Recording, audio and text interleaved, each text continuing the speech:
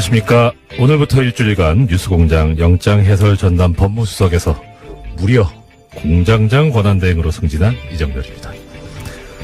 김어준 공장장의 이 목소리에 익숙해 계실 텐데 어색하지 않은가 싶은데요. 잘 부탁드립니다.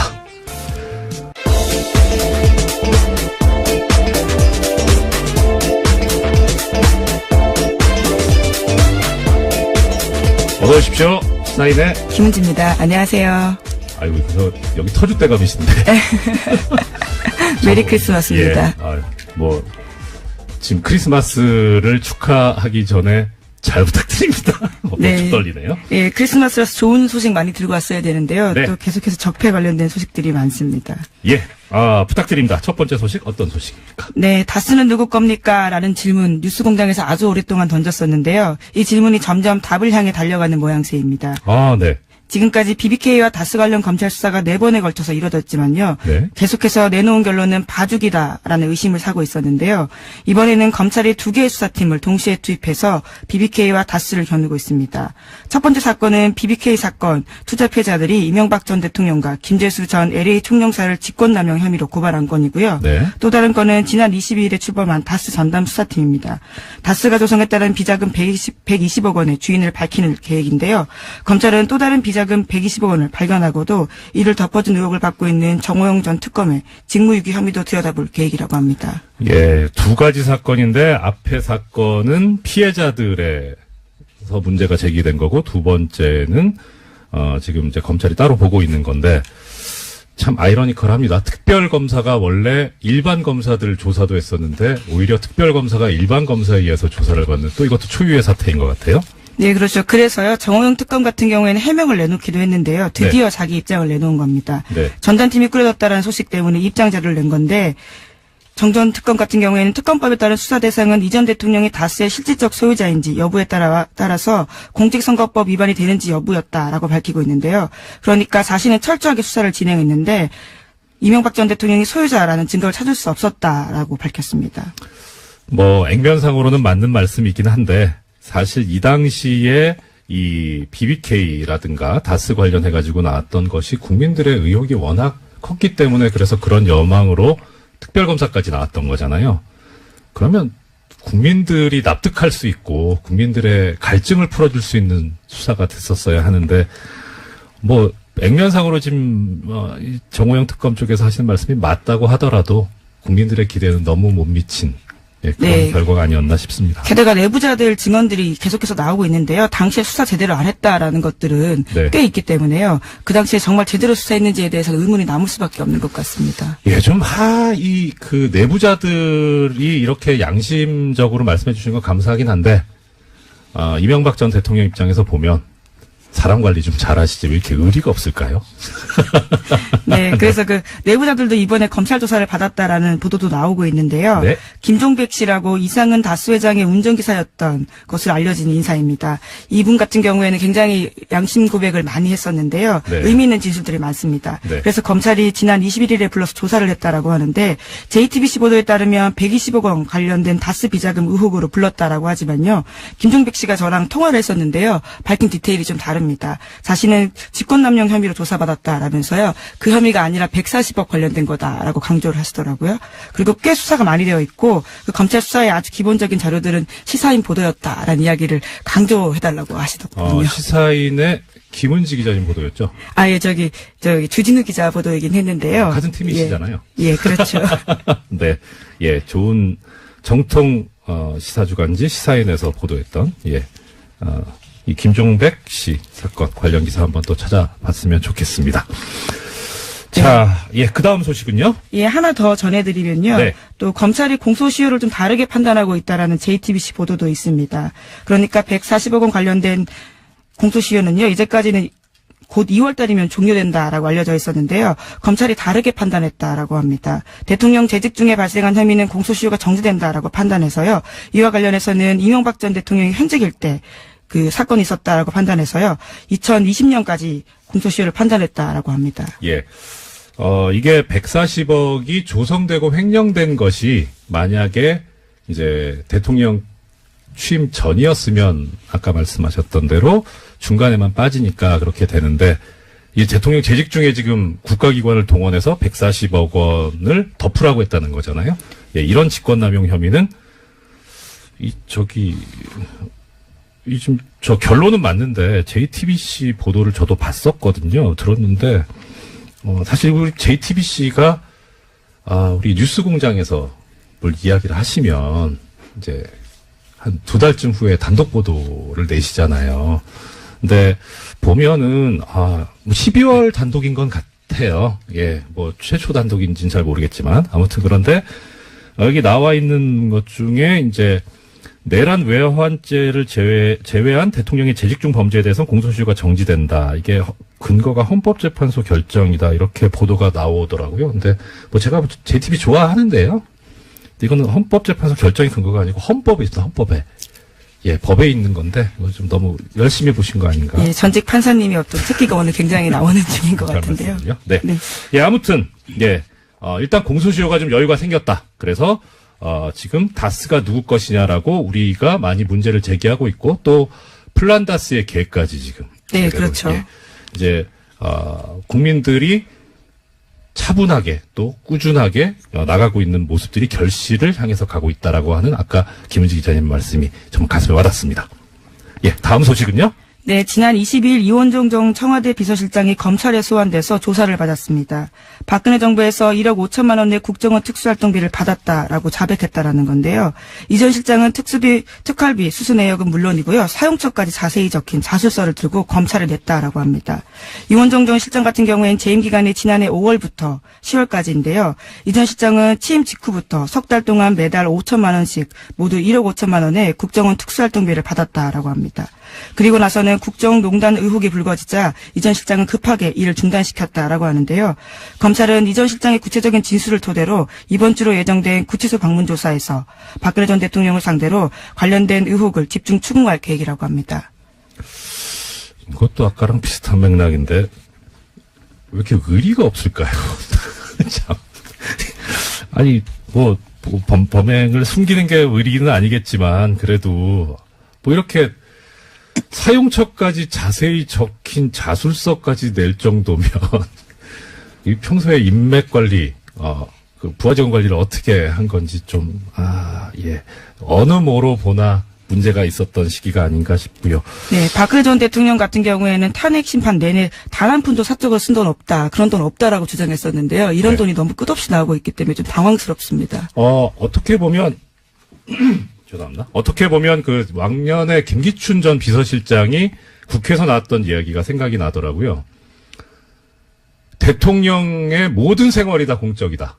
그래서 관저에서도 업무를 본다. 네, 7시간 관련된 해명 때 그렇게 이야기했었죠. 예, 그렇죠. 그러니까 본인은 사적으로 쓴 돈이 없다라고 하는 건 사적으로 쓰는 것도 다 공적인 활동이기 때문에 그래서 그렇게 말씀하신 거 아닌가. 아주 이런 그 창의적인 아이디어는 우리 법정에서 변론을 하시는 변호사님들이 반드시 배워야 한다는.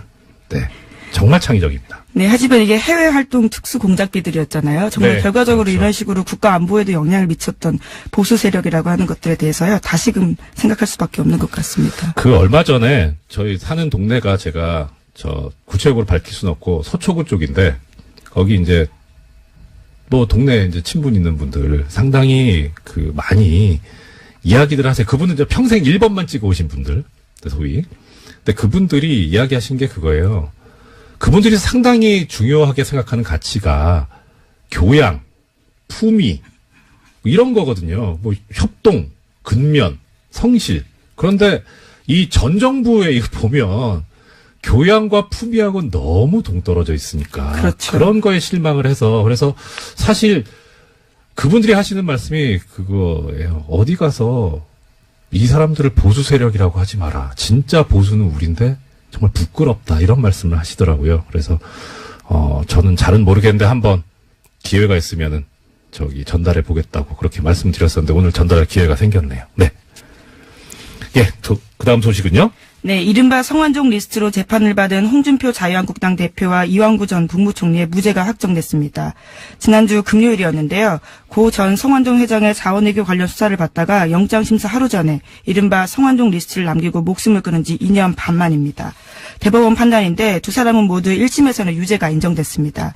각각 징역 1년 6개월과 징역 8월에 집행유예 2년을 선고받은 바가 있는데요. 그런데 2심에서 뒤집어졌습니다. 나란히 무죄를 받았었는데요. 법원의 판단은 좀 달랐습니다. 홍준표 대표 같은 경우에는 금품 전단자로 지목됐던 윤 씨의 진술에 일관성이 없다라고 판단을 했었고요. 이완구 전 총리 같은 경우에는 성완종 전 회장의 언론 인터뷰 녹취록에 대해서 증거 능력 없다라고 판단했습니다. 그에 대해서 대법원이 똑같은 판단을 하게 된 건데요. 그렇기 때문에 당초에 성완종 리스트에서 8명이 이름을 올렸는데 형사처벌 받은 사람은 한 명도 없게 된 겁니다. 예, 결과적으로 안타까운 죽음이 있었고 거기에 대해서 밝혀진 게 없는 그런 결과가 돼버렸는데. 네, 돈은 준 사람이 있다라는 건데요. 받은 사람은 없다라는 결론이 된 거죠. 그렇죠. 이게 참 법 관련 종사하는 사람으로서 이런 경우에 설명드리기가 상당히 난감하기는 해요. 그러니까 우리 지금 법제상 이 형사처벌을 받으려면 엄격한 증명을 해야 된다. 그래서 상당히 이 증거를 좀 세게 요구를 합니다. 그러니까 뭐 많이 들어보셨을 겁니다. 심증은 가는데 물증이 없다라는 경우가 이런 경우죠. 더더군다나 지금 좀 어려운 이야기인데 이제 증거 능력이 없다. 이게 증거 능력이라고 하는 게 사실 좀 뭐 쉽게 말하면 증거가 될 수 있는 자격인 거예요. 그러니까 아무리 그게 믿을만해도 믿을만한 증거라도 증거가 될 수 있는 자격이 없으면 애시당초 증거의 대상에서 배제시켜 버리거든요. 뭐 예를 들어서 고문으로 자백을 받았다 하면 그 자백 내용이 사실과 맞아도 일단 고문을 했으니까 이건 증거로서 애시당초 고려하면 안 된다라는 그런 뜻인데 지금 여기서 왜 문제가 됐냐면은 사실 길게 저 말씀드리고 싶은 사건은 아닌데 이것만 알아두셨으면 싶습니다. 그러니까 이 그 성완종 전 회장의 이 말이 담긴 녹음 파일, 녹취록이 이게 그 경향신문 기자님하고 네, 그렇죠. 통화를 인터뷰. 했었잖아요. 그리고 메모도 있었습니다. 메모도 있었죠. 그런데 이게 원칙적으로 이렇게 어떤 사람이 범죄 혐의에 관련된 글을 쓰거나 말을 하게 되면 그것은 법정에서 꼭 제출이 돼야 되고 그다음에 그것에 의해서 피해를 받는 사람이 반대 신문을 할 수 있는 권리가 보장이 돼야 되거든요. 방어권이 보장이 돼야 되는데 문제는 이제 이분이 돌아가셨잖아요. 그러니까 법정에 나오실 수가 없어요. 그래서 반대 신문이 안 되잖아요. 근데 그렇다고 또 증거 능력을 없애야 되느냐? 또 예외를 법에서 두고 있는데 특별히 신빙할 수 있는 상태에서 작성된 거라면 증거 능력이 있다는 겁니다. 증거될 수 있는 자격. 스스로 목숨을 끊을 정도로 강한 압박을 받으면서 한 진술이다. 뭐 이런 건가요? 그러니까 그게 이제 우리 같은 일반인 입장에서는 그렇죠. 아유 얼마나 억울하겠어. 판사님은 억울하니까. 일반인은 아니시잖아요. 지금은 일반인. 지금도 판사도 아니고. 네. 그러니까 얼마나 억울하면 죽겠어. 그러니까 그렇게 죽음을 앞두고 한 얘기인데 얼마나 신빙성이 있어. 네, 보통 그렇게 생각하죠. 그렇죠. 네. 그런데 이게 법에서 요구하니 특별히 신빙할 수 있는 상태라는 거는 판례에 의하면 이렇게 되어 있습니다. 거의 허위일 가능성이 없고 임의로 얘기했을 그런 합리적인 의심이 안 드는 그런 정도까지 원한다는 거예요. 왜냐하면 반대 신문을 안 하기 때문에. 그래서 상당히 엄격합니다. 그래서 좀 죄송합니다.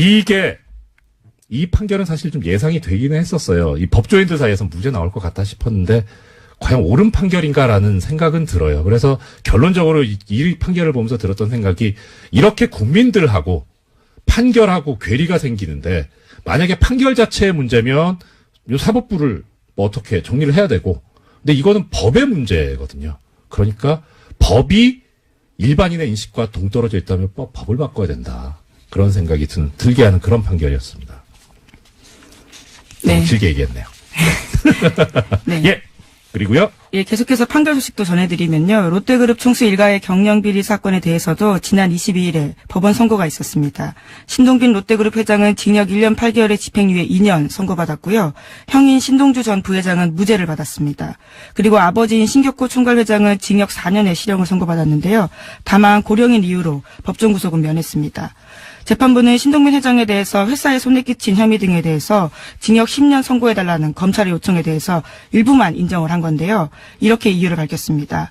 이 사건은 기업 사유와의 단면이 분명하게 드러난 사건이다라고 하면서도요. 하지만 우리 사회와 국가 경제 발전에 실질적으로 기여할 수 있는 기회를 부여하는 게 필요하다라면서 형 집행을 유예했다라고 밝혔습니다. 저기 김주 기자님 말문이 막히신 거죠? 그러게요. 예. 예. 이 지금 말씀을 듣고 계시는 청취자님들께서도 아마 그러실 것 같은데 저도 이거 보면서 기가 막히더라고요. 이것도 참 창의적인 판결 이유였습니다. 우리 사회와 국가 경제 발전에 실질적으로 기여할 수 있는 기회를 부여하는 게 필요하다. 그게 왜 법원이어야 되는지에 대해서 좀 잘 이해가 안 가는데요. 그러니까 실질적으로 기여했다도 웃긴 건데, 예.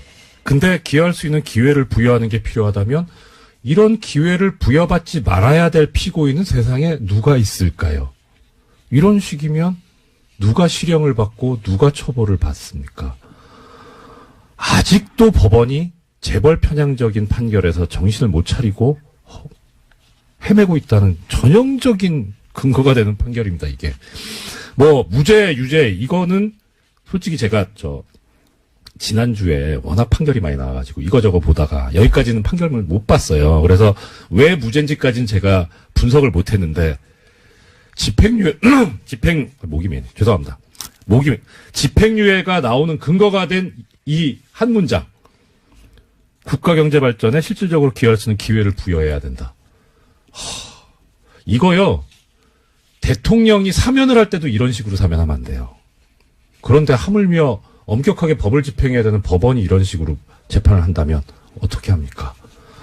2017년의 법원 정말 실망입니다. 빨리 실망스러운 거 넘어가죠. 네, 그 뒤에 하나 더 있습니다. 네. 네. 넥슨으로부터 이른바 공짜 주식 받아서 뇌물죄가 인정됐던 진경준 전 검사장 기억하실 텐데요. 주식 대박이라는 단어로 유명합니다. 이에 대해서 대법원이 뇌물에 해당하지 않는다라는 판단을 내렸습니다. 뇌물로 보기에는 대가성이나 직무 관련성이 막연하다라는 건데요. 진경준 전 검사장 같은 경우에는 지난 2005년에 친구인 김정주 대표에게 4억 2,500만 원 빌려서 넥슨 주식 산 다음에 100억 원이 넘는 시세 차익 올렸습니다. 뿐만 아니라요. 넥슨에서 승용차도 제공받고요. 가족여행, 하와이 같은 데를 가는데요. 경비까지 받은 혐의가 포함됐습니다. 하지만 1심에서는 대가성이 없다라고 판단했지만요. 2심에서는 뇌물 혐의 있다라면서 징역 7년 선고했거든요. 근데 이를 다시 대법원이 뒤집은 겁니다. 예, 이것도 일반인의 생각과 법이 괴리가 있는. 네, 친구 사이라면 돈을 이렇게 줘도 되는 건가라는 생각이 들게 되죠. 그렇죠. 그런 말씀 많이 하시더라고요. 그래서 참 화 많이 나시죠. 근데 이게 해보면 법이 너무 엄격하게 돼 있어서, 그러니까 적어도 어느 정도 관련성이 있어야 된다는 게 법이랑 지금 판례가 지금까지 요구해 왔던 거거든요. 그래서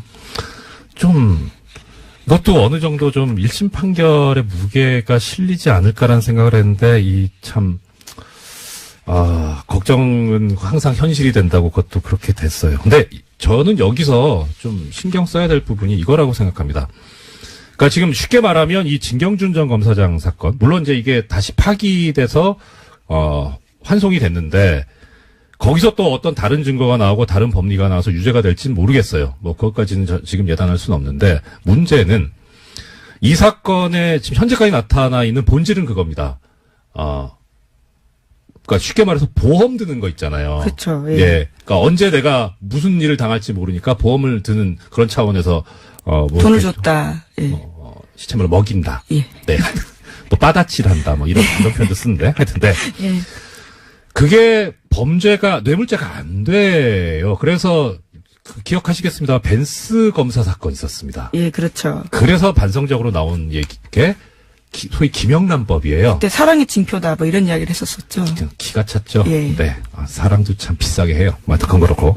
그래서 우리가 이 판결에서 생각해봐야 될 부분은 김영란법을 지켜야 된다라는 거죠.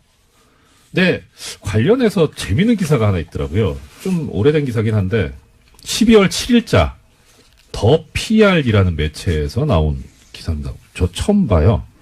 네, 김영란법 시행으로 막혔던 민간기업 언론재단의 기자 해외 연수 사업이 재개될 가능성이 열렸다라는 내용인데요. 예. 관련해서는 이제 완화 조치로 해석될 수 있어서 관계부처가 어떻게 할지 보인다라는 건데요. 예. 그 최근에 윤영찬 국민소통수석이 청와대 출입기자단 송년회 자리에서 이와 관련된 이야기를 밝혔다라고 합니다. 예. 이게 참 재밌습니다. 국민소통수석이 청와대 출입기자단 송년회 자리에서 뭐라고 얘기를 했냐면, 언론인 해외 연수가, 이 김영란법에 저촉되지 않는다라는 유권 해석을 국민권익위원장으로부터 받았다라는 얘기를 합니다. 왜 거기서 얘기를 합니까? 네, 하여튼 뭐 그건 또 다른 문제고, 재밌는 건 이겁니다. 언론인들께서 해외 연수를 가는데요. 공익재단의 비용으로 가요. 그 공익재단이 뭐냐면 삼성언론재단, LG상남재단 뭐 이렇습니다. 이게 지금 김영란법 때문에 막혀 있었어요, 작년에. 그래서 아무도 못 갔습니다. 그걸 지금 풀어달라는 거죠. 그러니까 쉽게 말하면 대기업 돈으로 유학을 보내달라는 얘기인 겁니다. 그래서 한번 찾아봤어요, 제가. 궁금해가지고 어제. 삼성언론재단 홈페이지를 들어가 봤는데요. 거기에 보면 이렇게 언론인들이 해외 연수를 가는 조건이 있습니다. 요건. 신청 자격, 소속사 대표의 추천을 받은 언론인, 1미디어그룹 1인 추천 이렇게 돼 있고요. 그 다음에 기간은 1년입니다. 뭘 지원하느냐. 체제비로 월 3,500달러, 미국 달러입니다. 학비로 연 10,000달러, 본인 왕복 항공료 이렇게 지원을 합니다. 그렇게 해서 해마다 한 15분 정도 갔던 것 같아요. 명단도 쭉 있던데요, 보니까.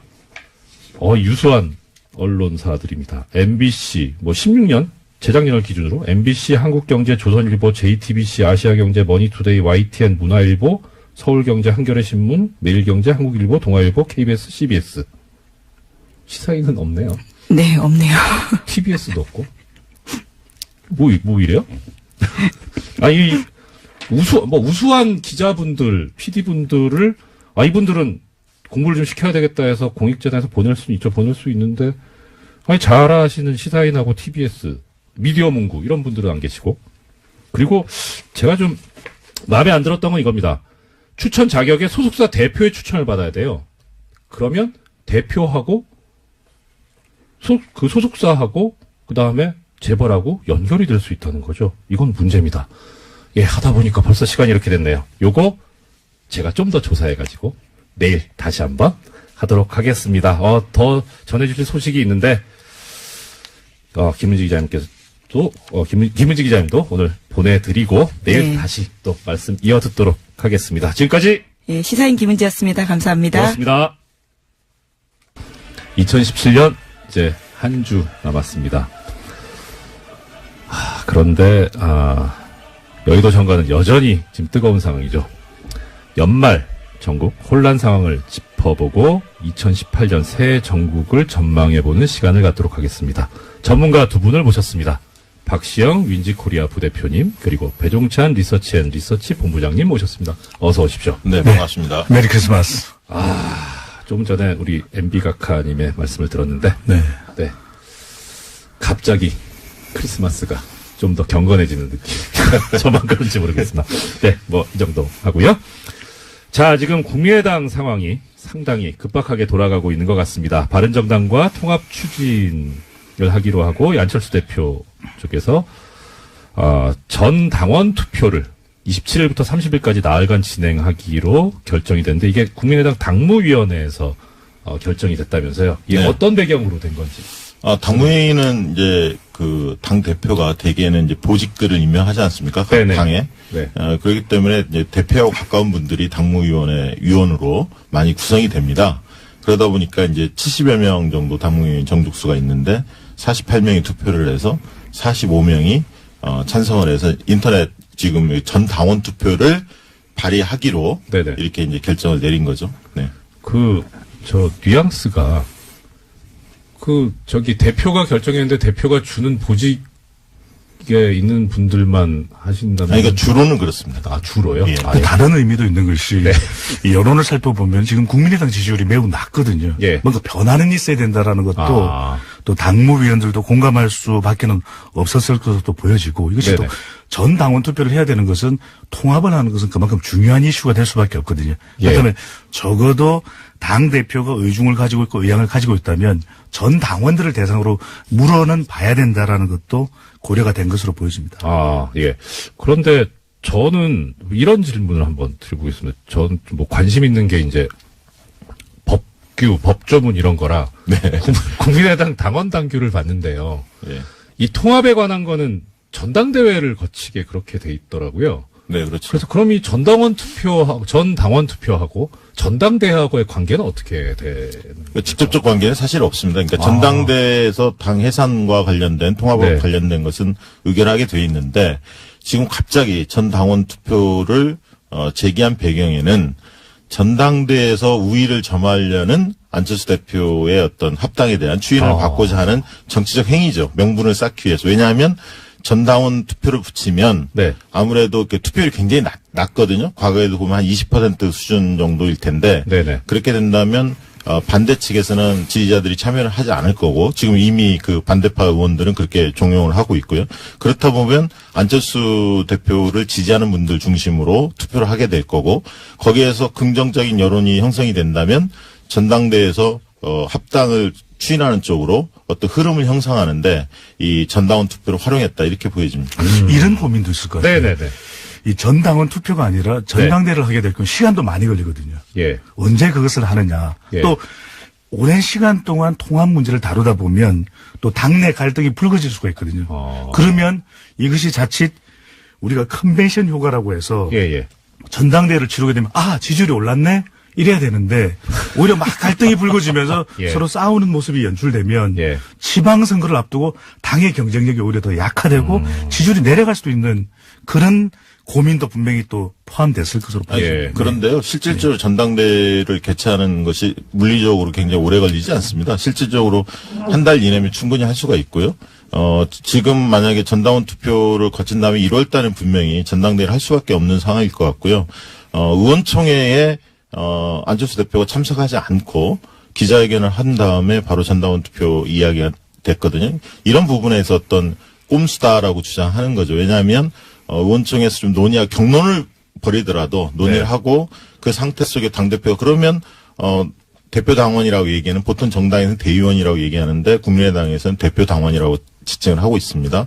이 대표 당원이 참여하는 전당대회에 묻자 이렇게 가는 게 맞는데 이제 그 의원총회에서 상당히 이제 반대 여론이 높다 보니까 높을 것으로 예상하고 전당원 투표라는 어떤 하나의 뭐랄까 본인의 어떤 주장을 좀 더 대중적으로 확산시키기 위한 어떤 과정으로 전당원 투표를 들고 나온 게 아닌가 그렇게 또 하나를 생각합니다. 꼭 말씀드리고 싶은 것이 지금 통합되고 난 이후에 정당의 경쟁력도 중요하거든요. 근데 이게 오랜 시간이 걸리기 때문에 상대가 있습니다. 네. 그러니까 국민의당은 국민의당대로 움직이겠지만 네. 바른정당이 국민의당이 너무 시간이 많이 걸리고 당내 진통을 겪는 모습을 보면 바른정당이 또 영향을 받을 수밖에 없는 어떤 영향이 있어요? 영향을 받게 되는 것이 네. 분명히 통합이라고 하는 것은 그 수준이 상당히 올라와 있어야 되거든요. 그렇죠. 그래야만 예. 통합에 대한 관심이 높아지면서 이 두 정당의 지지층을 중심으로 해서 더 확대되는 외연이 확대되면서 통합된 정당의 지지율이 올라갈 수 있는데 네네. 시간을 많이 끌면서 통합에 대한 에너지가 소진될 수 있는 것이죠. 우리도 왜냐하면 두 사람이 좋으면 좋다고 말을 해야 되는데 그렇죠. 시간이 너무 오래 걸리다 보면 약간 의심을 가지게 되거든요. 저 연애가 뭐가 문제가 있나?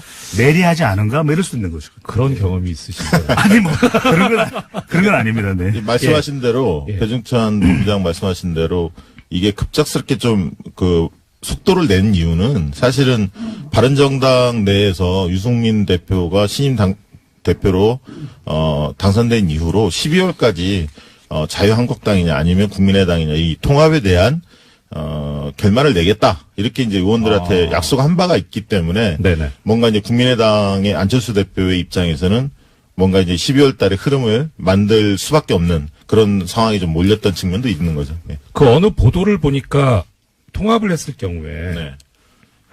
죄송합니다. 통합을 했을 경우에 통합당의 대표로 누가 더 적합하냐 하는 여론조사에서 안철수 대표보다는 유승민 대표가 더 우위에 있다는 조사가 있었거든요. 네.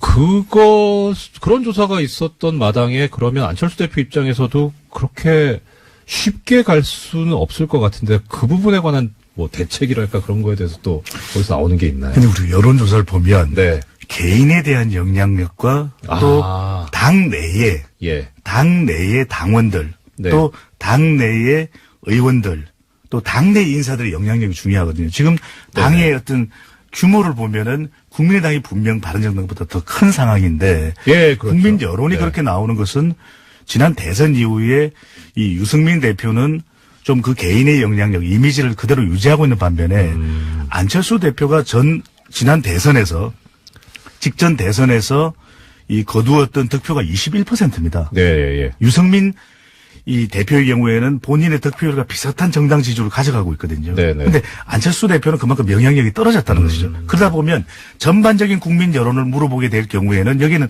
더불어민주당 지지층, 자유한국당 지지층까지 다 포함되다 보니까 네. 더불어민주당 지지층에서는 오히려 경쟁자로 분류될 수 있는 안 대표보다는 오히려 유승민 대표에 대해서 더 호의적일 수가 있다라는 것이거든요.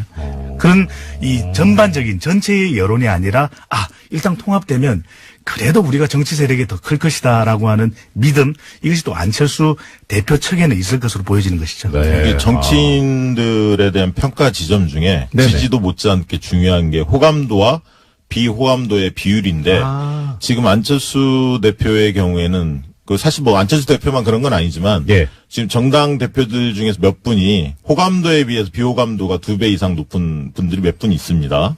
실명을 거론하지는 않겠지만 그 중에 한 분이 안철수 대표도 포함된다고 저는 보고 있고요. 그런 측면에서 거부감 정서가 상대적으로 적은 유승민 대표가 이 통합이 됐을 때 통합정당 합당이 됐을 때 그 신생정당의 대표로서 거부감이 좀 더 적은 게 아닌가 그런 생각이 듭니다. 청취자 여러분들께서 오해를 하실지 모르겠는데 이 두 분께서는 제가 지금 답변하시는 표정을 보고 있으니까 유승민 대표한테 호감을 가지셔서 하시는 말씀 아닌 것 같습니다. 정말 전반적이고 공정하게. 저희는 저희 여론조사에 기반해서 그러니까요. 이야기하는 예. 사람들이니까요. 네, 그렇습니다. 자, 그러면 일단 좀 얘기가 약간 더 진행이 되기는 했는데 하나 궁금한 것이요. 지금 통합 반대파 쪽에서 이제 주장이 나오고 있습니다.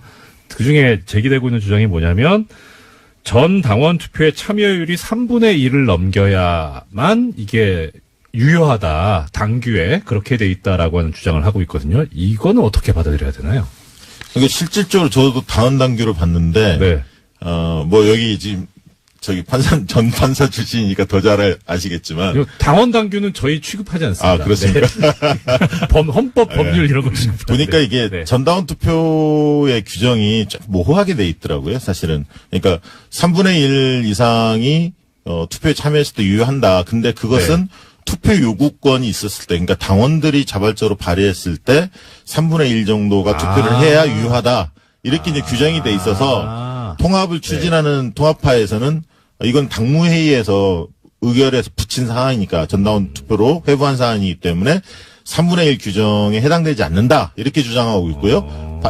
반대로 이제 박지원 등 반대파에서는 그 규정이 맞다. 이렇게 해서 이제 가처분 소송을 내겠다. 이렇게 네. 지금 나오는 상태죠. 뭐 쉽게 말하면은 그 밑에서 오는 예. 그 전당원 투표인 경우에는 3분의 1 요건이 필요한데 위에서 내려오는 그거는 필요 없다는 게 이제 지금 통합파들의 주장인 예, 거네요. 실제 내용을 보면 투표 요구권을 밑에서 올라오는 거는 규정이 명확히 돼 있는데 네. 당무회에서 이렇게 회부하는 것은 어떻게 한다는 규정이 명시는 안 돼 있어서 해석하기에 따라서 많이 논란을 벌일 것 같습니다. 이게 결국 참여율의 문제인데 우리가 네네. 여론조사도 얼마만큼 참여를 하느냐가 더 중요한 그렇죠. 문제일 수가 있거든요. 근데 네. 이제 통합파 쪽에서는 이렇게 생각하는 것이죠. 이것이 아주 중요한 현안인데 우리가 이 참여율을 명시할 일이냐. 오히려 당원들에게 전부 다의 물어는 본다. 근데 네. 결과적으로 대답하지 않는 사람은 어쩔 수 없는 것 아니냐. 네. 그렇다면 최대한 참여하는 사람들 중에서 찬반을 따져 물을 것이다. 이런 명분을 가지고 있는 것이고. 근데 반대파 쪽에서는 사례가 있거든요. 과거에도 보면은 당원들, 전 당원 숫자가 몇 명인데 적어도 3분의 1이 아니면 적은 숫자니까 이걸로서 어떻게 전 당원의 의견을 대표한다고 볼 수 있겠느냐. 또 한편으로는 통합 반대파에서는 전 당원 숫자로 기준으로 한다면 3분의 1을 넘기가 쉽지 않을 것이다. 네. 이런 또 그렇죠. 전망과 또 나름 전략적인 의미도 담겨 있는 것으로 그렇게 보여집니다. 제 기억으로 지난 그 전당대회 때 안철수 대표께서 당선되던 그 대회에서 아마 투표율이 18%? 20% 안 됐던 것으로 기억하고 있거든요. 그럼 당선되는데도 그랬는데 이런 신임 투표인 경우에 이거 그러니까 3분의 1 넘기가 쉽지 쉽진 않을 것 않죠. 같아요. 3분의 1은 못 넘을 거다라고 예측하는 사람들이 당내에서도 뭐 대다수인 것 같고요. 그러니까 아까 했던 기존에 이제 전당대회 같은 경우는 대표당원 흔히 얘기하는 대의원들이 참여하기 때문에 조금 더 참가율이 높지만 네. 이 전당원 투표의 경우에는 좀 더 낮습니다. 투표율 예. 자체가. 그래서 대략 20% 선에서 투표율이 되지 않을까 그렇게 예상들을 많이 하고 있습니다. 그래서 어떤 예. 방식으로 하느냐도 궁금하실 텐데 참여를 높이기 위한 일단 명분은 또 노력은 하고 있는 것이거든요. 27일, 28일은 이 중앙선관위에서 관리하는 온라인 K-보팅으로 진행을 하고 네. 또 29일, 30일은 29일, 30일은 온라인을 합니다. 네. 온라인이 아니라 ARS 예. 조사를 해서 31일 날 발표하는 걸로 그렇게 되어 있습니다. 자, 뭐 국민의당이 워낙 이게 지금 급박하게 돌아가고 있어서 얘기를 오래 했습니다만 사실 지지율에 비해서 너무 많은 시간을 부여한 거 아닌가 싶습니다. 불공정하죠? 예. 뭐 그렇더라도 파트너인 그 바른정당 이야기 아까 잠깐 해주셨는데요. 여기 뭐 지금 통합과 관련해서 탈당도 지금 얘기가 나오고 있다는데 그건 또 무슨 네. 말입니까? 그러니까 바른정당의 지금 국회의원 숫자가 11명입니다. 네. 11명 중에 2명의 탈당설이 지금 나오고 있죠. 아. 예를 들면 언론에서 나오고 있지만 김세연 네. 부산 금정구 네. 그다음에 이제 인천 서구 쪽에 있는 이학재 네. 두 의원이 탈당할 가능성이 높다. 이렇게 좀 전망치가 나오고 있고 남경필 지사하고 원희룡 지사 두 분을 또 현역 단체장으로 갖고 있는데 광역단체장 두 분인데 남경필 지사의 경우에도 1월 내에 탈당하고 한국당으로 복당할 가능성이 높다. 이렇게 좀 전망이 나오고 있고 실제 그런 분위기가 감지되고 있습니다. 아, 그렇습니까? 예, 그리고 원희룡 지사의 경우에도 통합에는 찬성하지 않고 국민의당 통합에는 합류하지 않고 네. 무소속으로 나가든가 뭐 한국당으로 가든가 왜냐하면 이제 제주도 같은 경우는 무소속으로도 충분히 그 승부를 볼 수 있는 데거든요. 인물이 상당히 무소속이 많이 됐었죠. 많이 됐었으니까요. 이제 그런 차이는 있고 또 오세훈 전 의원의 경우에도 국민의당과의 통합 대열에는 합류하지 않을 그런 어떤 전망이 예상되고 있기 때문에 실질적으로 바른정당의 전력에 거의 절반 정도가 이탈한다. 이렇게 보여집니다. 그러면 이게 무슨 영향을 미치냐면 네. 이 1월 한 15일에서 25일 사이에 국민의당이 결국 전당대회를 할 가능성이 높은데요. 네네. 왜냐하면 지금 상태로 봉합은 불가능합니다. 결국 전당대회에서 진검승부를 겨룰 수밖에 없는 상황인데 이 바른정당의 이 연초의 흐름이 국민의당 전당대회에 영향을 미칠 가능성이 상당히 크죠. 오히려 바른정당의 절반 정도가 이탈한다고 친다면 왜냐하면 배지들이야 11명 중에 2명이 나가지만 거물급인 그 오세훈 예. 남경필 원희룡은 상당히 중요한 인물이란 말이죠. 영향 크게 미친다는 말이죠. 그분들이 만약 이탈한다면 이제 국민의당 중립지대에 있는 분들, 네네. 그러니까 통합파도 아니고 반대파도 아니고 유보층에 있는 분들의 표심이 예. 그럴 바엔 왜 합치지?라는 목소리가 상당히 높아질 가능성이 있습니다. 저 같아도 그럴 것 같아요. 그게 목소리와 힘이 필요한데, 몸집이 필요한데, 안 계신다면. 우리가 통합이라는 게 그래서 예. 여론조사를 실시하더라도 대선 직전에 예. 통합을 한다. 후보 간에 뭐 연대를 한다. 이런 것들은 상당히 적극적으로 선거를 앞두고 있기 때문에 대선 전에도 그런 예, 이야기들이 예, 많이 예. 나오지 않았습니까? 그런데 예. 당대당이 아직 지방선거를 앞두고는 있지만 통합이 되기 위해서는 이념도 좀 비슷해야 되고 그렇죠. 정책 성격도 좀 닮아 있어야 되고 예. 또 인물들 간의 융화도 돼야 되거든요. 이게 되는 것이냐라는 이야기가 지금 이 본물처럼 또 터져 나오고 있는 부분이고. 근데 중요한 것은 이 여의도 정치권의 의견도 중요하지만 지역 내에서의 또 이 지지층들의 유권자들의 의견도 상당히 중요하거든요. 그게 사실 제일 중요한 거 네, 아닙니까? 그러니까 영남권에서는 오히려 바른정당으로 있는 것이 내년 지방선거에 더 유리할 수 있다. 그럼 이들은 통합되는 국민의당에 몸담고 있기보다는 오히려 이탈해서 무소속이나 좀 눈치를 보다 자유한국당 쪽으로 옮겨갈 기회를 잡는 것이 더 나을 수도 있다라는 것이거든요. 예. 그렇기 때문에 이 통합에서 중요한 것이 얼마만큼 이 바닥으로부터 이탈을 최소화할 수 있는 명분을 만들 수 있는지가 상당히 중요했는데 그 부분이 흔들린 것이 지금 통합에서 계속해서 이 비판적인 목소리가 나오고 있는 이유로 보여집니다. 그러니까 바른정당이 대선 이후에 어떤 그 보수 혁신을 주창을 했는데 실질적으로 국민들한테 비친 모습은 자유한국당하고 뭐가 다르지? 라는 부분들에 대한 명쾌한 답을 주지 못했다는 거죠. 그러니까 주요 현안에 대한 입장도 그렇고 국회에서 주요 의제들을 다룰 때 법안을 통과할 때 거의 자유한국당하고 보조를 맞췄거든요. 그렇다면 보수혁신 말만 보수혁신이지 실제 보여준 게 뭐냐? 이런 어떤 물음표가 생겼고 그런 측면에서 본다면 그러면 오히려 자유한국당이 보수의 본류이기 때문에 보수층의 그 마음들이 바른정당에 좀 갔다가 다시 자유한국당 쪽으로 옮겨가는 게 아닌가. 특히 영남 같은 경우는 거의 보수층들이 바른정당이 영남에서 지지율이 별로 좋지 않습니다. 실질적으로. 거의 자유한국당 쪽으로 지금 쏠리고 있거든요. 그렇게 본다면 영남에서 바른정당의 간판을 들고 나가기 쉽지 않다. 그렇다면 국민의당하고 합친들 영남에 있는 분들이 봤을 때 바른정당보다는 자유한국당으로 보수층 같은 경우는 간판을 달고 싶은 거죠. 특히 아까 김세훈 의원 같은 경우 부산 금정구는 부산 지역 내에서도 굉장히 보수층이 강한 지역입니다. 금정구가. 그렇기 때문에 당내에서 그동안에 김세현 의원을 지지했던 많은 분들이 자유한국당 복귀를 바라고 있거든요. 이런 여론을 무시할 수 없다는 거죠. 그러니까 통합하는 통합정당이 지지율을 적어도 20% 이상 훌쩍 뛰어넘는다. 자유한국당보다는 더 높고 더불어민주당과 경쟁하는 정도 수준으로 나올 거라고 예상된다면 이 통합이 상당히 가속도가 붙을 수 있는데 지금 또 국민의당과 바른정당의 지지율이 엇비슷하거든요. 이것도 이 걸림돌이 되는 걸로 보여집니다. 국민의당 바른정당 통합 관련 하나만 더 얘기하고 싶은데. 저기 그 대표님 일단 시간이 많이 돼서 지금 제일 중요한 것은 다수파인 더불어민주당하고 자유한국당 얘기를 못해서 3부에서 이 부분 좀 더 이어가도록 하겠습니다. 3부에서 뵙겠습니다.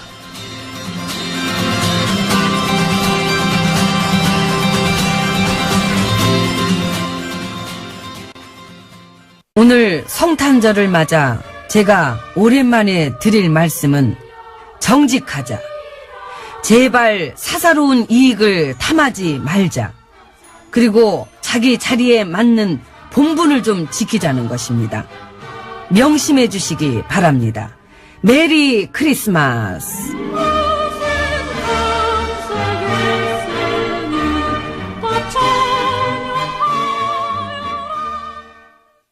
김어준의 뉴스공장. 2부에 이어서 박시영 민지코리아 부대표님 그리고 배종찬 리서치 본부장님 모시고 이야기 좀 더 듣겠습니다. 제가 하나 좀 궁금한 게 있어가지고 여쭤보겠습니다. 사실 지금 이제 이 두 분 지금 전문가분들 나오신 분들께서 여론조사를 전문으로 하시는 분들인데 실제 이제 그럴 것 같아요. 여론조사를 했을 땐 막 이렇게 된다고 이렇게 조사가 나왔는데 실제 가보면 아닌데 하는 경우가 꽤 있었거든요. 특히 지금 이번에 이제 지금 국민의당과 바른정당 통합과 관련해서 두 분 전문가들께서 보시기에 정말 이거 여론조사대로 시너지 효과가 나옵니까? 어떻게 예상하십니까? 보통 1+1은 2가 아니라 3이 될 수 있다. 이런 기대감을 가지고 보통 이제 합당이나 통합을 추진하는데요. 네네. 이번 상황을 보면 각 당이 둘 다 상처를 많이 받는 가운데, 그러니까 전력이 상당 부분 이탈하는 가운데 통합이 될 가능성이 크기 때문에, 합당이 될 가능성이 크기 때문에, 네네. 저는 1+1이 2가 아니라 3이 아니라 1.5 정도에 그칠 가능성도 있다. 이렇게 전망하고 있습니다. 그렇게 되는 우리가 통합을 한다든지 이렇게 될 경우를 이른바 개업 효과라고 하는 것이거든요. 개업을 하면 막 떡도 돌리고 다들 잘 되겠네, 잘 될 거야 하는 기대감을 가지고 개업발 이런 말 쓰는데 그거랑 같은 겁니까? 비슷합니다. 네. 그러니까 이제 기대감인 것이죠. 근데 문제는 뭐냐면 그 기대감이 현실화되느냐.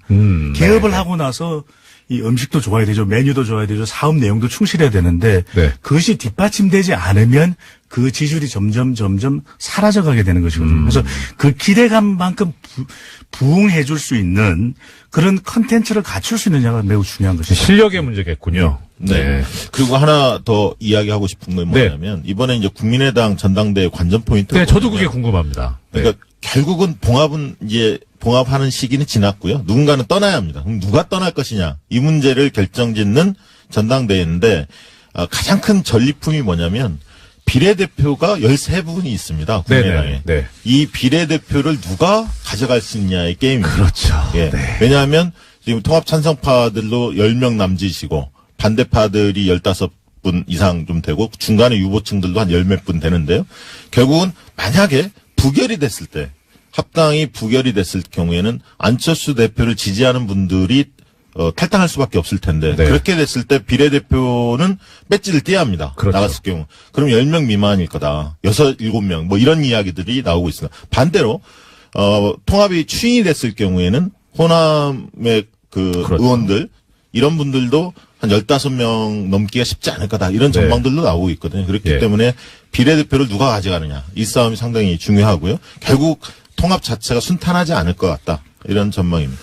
그렇죠. 자, 그러면 결국 이제 이것이 가는 지금 그 다음 차수의 단계는 내년 지방선거일 텐데, 일단은 뭐 현재 상태로면은 지난 대선 때 있었던 오자구도는 일단 절대로 아닐 듯도 싶은데요. 뭐, 그럼 어떻게 이건 또 전망하고 지켜봐야 하나요? 선택지가 정리되는 그런 방향을 나타내고 있거든요. 왜냐하면 지금도 이 국민의당과 바른정당이 통합 논의가 되는 것은 뭔가 변화는 있어야 되겠다. 그 이유는 또 지방선거 때문인 것이고. 네. 왜냐하면 가장 정치권에 큰 변화가 도모되고 있는 이유는 대통령의 지지율이 매우 높다라고 하는 것. 또 더불어민주당이 지난 대선 이후 50% 내외의 지지율로 독주하고 있거든요. 그러다 보면 네. 야권에서는 뭔가 변화를 줄 수밖에 없다는 것인데 그렇다면 지금 이 더불어민주당을 중심으로 한 진보 그리고 지금 통합 논의가 이루어지고 있는 중도 외연 학대 그리고 자유한국당을 중심으로 한 보수 이렇게 선택지가 이전에는 5개의 정당별 선택지였다면 이제는 좀 정책의 성향, 이념 성향별로 한 3개의 선택지로 이 정리가 될 가능성이 매우 높다고 하는 것이죠. 네, 그리고 일부 지역에서는 자유한국당과 이 통합되는 정당끼리 네.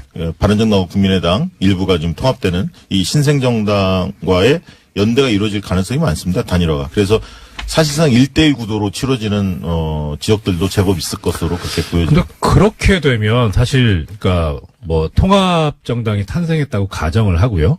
통합 정당에 들어가는 국민의당 분들은 자유한국당과 연대를 한다는 거에서 상당히 거부감이 있지 아니, 않을까요? 그래서 통합 정당에서 그걸 반대하는 분들은 네. 탈당하는 거고요. 아. 통합 반대파가 있는 거. 결국 네. 거기가 분화된다는 전제 네. 하에서 이야기하는 겁니다. 아. 그렇지만 통합 반대파 쉽게 얘기하면 호남신당이 만들어진다 하더라도 이분들이 뭐 전 지역에서 후보를 낼 수 있는 상황은 아니기 때문에 주로 이제 호남권에서 후보를 낼 거고요. 네. 그렇다면 나머지 지역에서는 자유한국당과 민주당이 1대1 구도가 많이 형성이 될 거다. 그리고 이 안철수, 유승민이 결합된 정당도 모든 지역에 후보를 낼 수 없기 때문에 어떤 지역은 3파전이 될 거고 물론 이제 정의당도 있습니다만 어떤 지역은 1대1 구도로 갈 가능성도 있다. 그렇게 보입니다. 지방선거를 생각하면 중요한 것이 호남과 부산인데 네네. 왜 국민의당의 이 호남 지역의 의원들이나 당원들은 좀 통합에 소극적이고 반발을 하는 것인가? 그건 지금 더불어민주당의 지지율이 호남 지역이 압도적이거든요. 네. 그렇다면 오히려 바른정당과 통합하는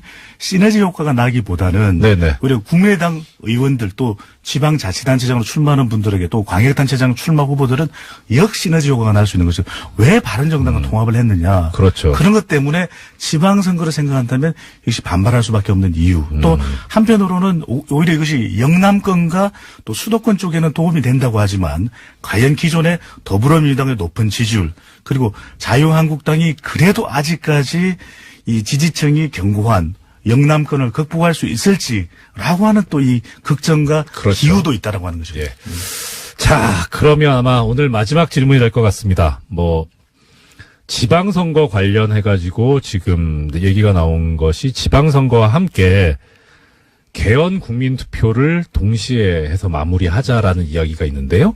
여기에 대해서 그런데 또 신기한 것이 여론조사라면 개헌 쪽이, 찬성 쪽이 우세한 것 같은데도 국민들이 별 관심이 없어 보여요. 네. 예, 여기에 대해서 두 분 짧게 네. 말씀 듣고 그러니까 마무리하겠습니다. 이번 선거에서 가장 중요한 포인트 중에 하나가 개헌 정국을 이해하는 겁니다. 아. 잘 이해를 하는데요. 네. 개헌의 주요 고리가 지방 분권하고 네. 기본권이 될 겁니다. 물론 선거구제도 있지만, 근데 특히 지방 분권에 대해서 획기적으로 강화하려고 하는 게 대통령의 뜻이거든요. 네네. 근데 이제 개헌의 주도권을 대통령이 쥐게 돼 있습니다. 왜? 국회에서 합의를 못했기 때문에 네. 연두 기자회견부터 이 부분을 이제 적극적으로 제기를 할 텐데 문제는 자유한국당 소속의 기초단체장이나 광역단체장들이 이 부분에 동의를 한단 말이죠. 지방분권. 왜냐하면 재정이 늘어나기 때문에. 그런데 자유한국당이 개헌에 대해서 소극적으로 나왔을 때 지방선거를 치를 수 있느냐. 이 지방분권 드라이브가 걸렸을 때 이 부분에 대한 굉장히 공경에 처할 가능성이 있습니다. 그래서 개헌 드라이브를 거는 것이 정부 여당한테는 굉장히 호재로 작동할 가능성이 있습니다. 그리고 이 부분이 개헌을 했을 때 무엇이 내 삶에 바뀌지? 이 부분들이 아직 전달이 안 돼 있어서 맞습니다. 그런데 네. 이걸 이제 본격적으로 한다면 기본권과 지방분권을 통해서 내 삶이 어떻게 바뀌는지가 많이 홍보가 된다면 그 개헌에 대한 어떤 공감도나 적극성 이런 부분들이 바뀔 가능성이 내 삶에 얼마나 영향을 미치냐의 문제네요. 본부장님 그리고 짧게 필요성입니다. 필요로 보면 개헌 필요하던데 지금 이 시점에 가장 필요하냐, 가장 우선해야 되냐면 외교, 안보, 경제, 적폐청산이 먼저다라는 민심으로 보여집니다. 맞습니다. 네, 지금까지 여의도 정가, 연말 전국 그리고 새해 전국 전망에 관해서 박시영 윈지코리아 부대표님 그리고 배종찬 리서치 본부장님 모시고 이야기 들어봤습니다. 오늘 말씀 감사합니다. 감사합니다. 날이 좋아서, 날이 좋지 않아서, 날이 적당해서 공장장과 함께한 모든 아침이 눈부셨다.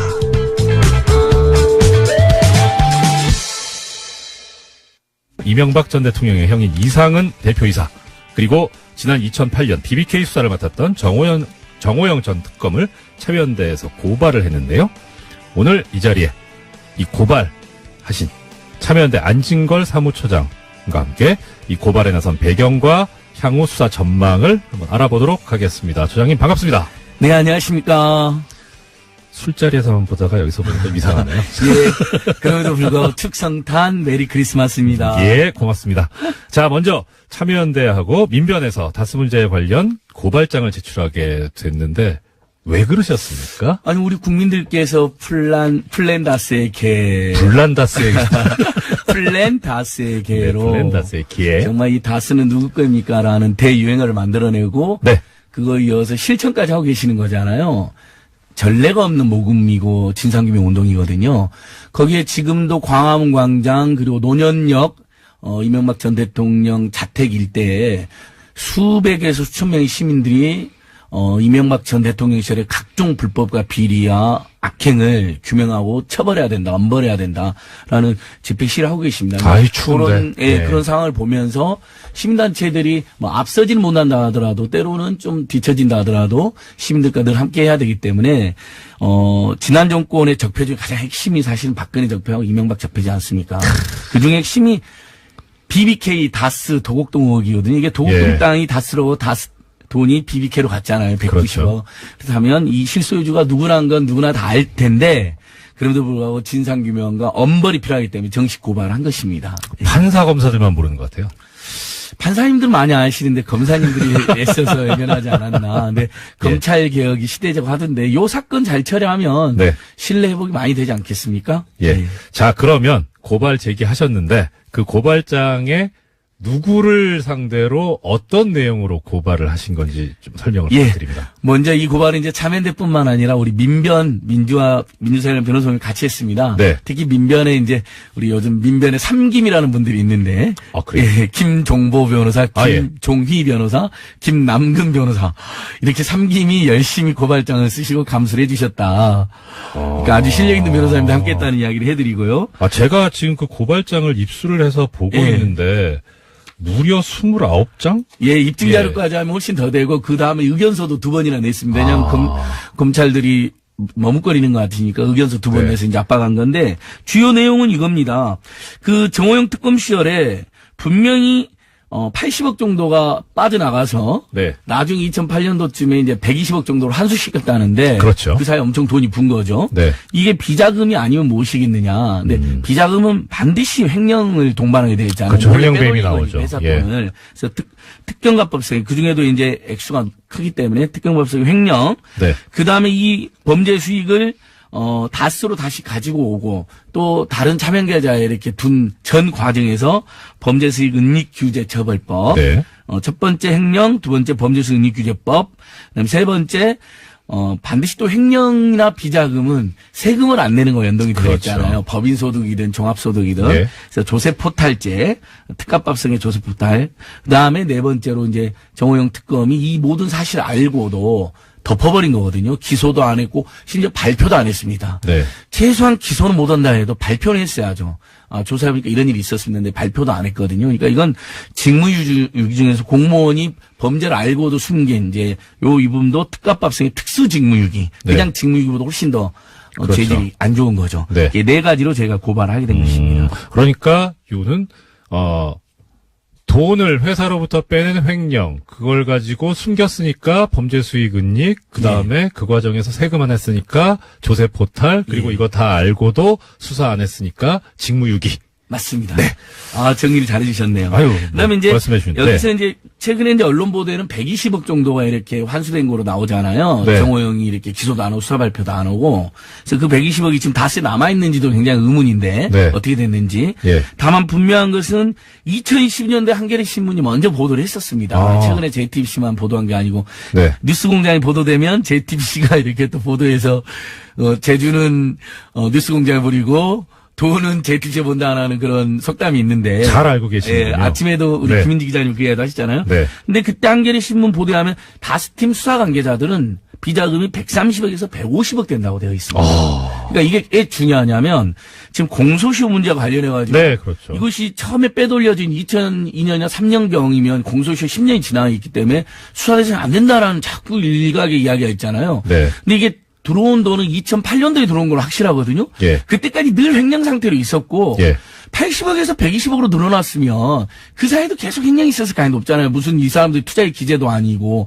그리고 오히려 그 특별검사, 당시 정부 특별검사 수사 관계자는 130, 150억이나 될 거라고 추정을 했기 때문에 이 전반을 보면 2008년도까지 횡령이 벌어졌거나 범죄 수익 은닉이 벌어졌을 가능성이 매우 높잖아요. 조세포탈도 그러니까 이것들이 다 대부분 공소시효 10년 이상이니 10년이니까 지금 공소시효 남아 있는 거죠. 예. 특수직무유기도 공소시효 10년이어서 지금 이제 이것은 2028년 2월달 이제 특검 활동 끝난 때로 기산돼서 지금 얼마 안 남았다 해서 검찰이 빨리 수사해야 되는 여론인 거거든요. 그래서 이 비자금 액수도 특정되지 않았습니다. 120억으로 처리가 알려졌지만은 더 될 수도 있다. 그렇죠. 이 부분도 저희가 주목해야 될 것 같습니다. 그러니까 지금 다스나 BBK 관련해서 수사가 이루어지지 않고 기소가 이루어지지 않았는데 그 공소시효가 지금 고발된 대상 중에 이제 이명박 전 대통령 같은 경우에는 대통령으로 재직 중 기간에는 공소시효가 정지되니까 상관이 없는데. 네, 맞습니다. 근데 지금 뭐 정호영 특검이든 뭐 이상은 대표이사든 이분들은 대통령이 아니기 때문에 2008년도에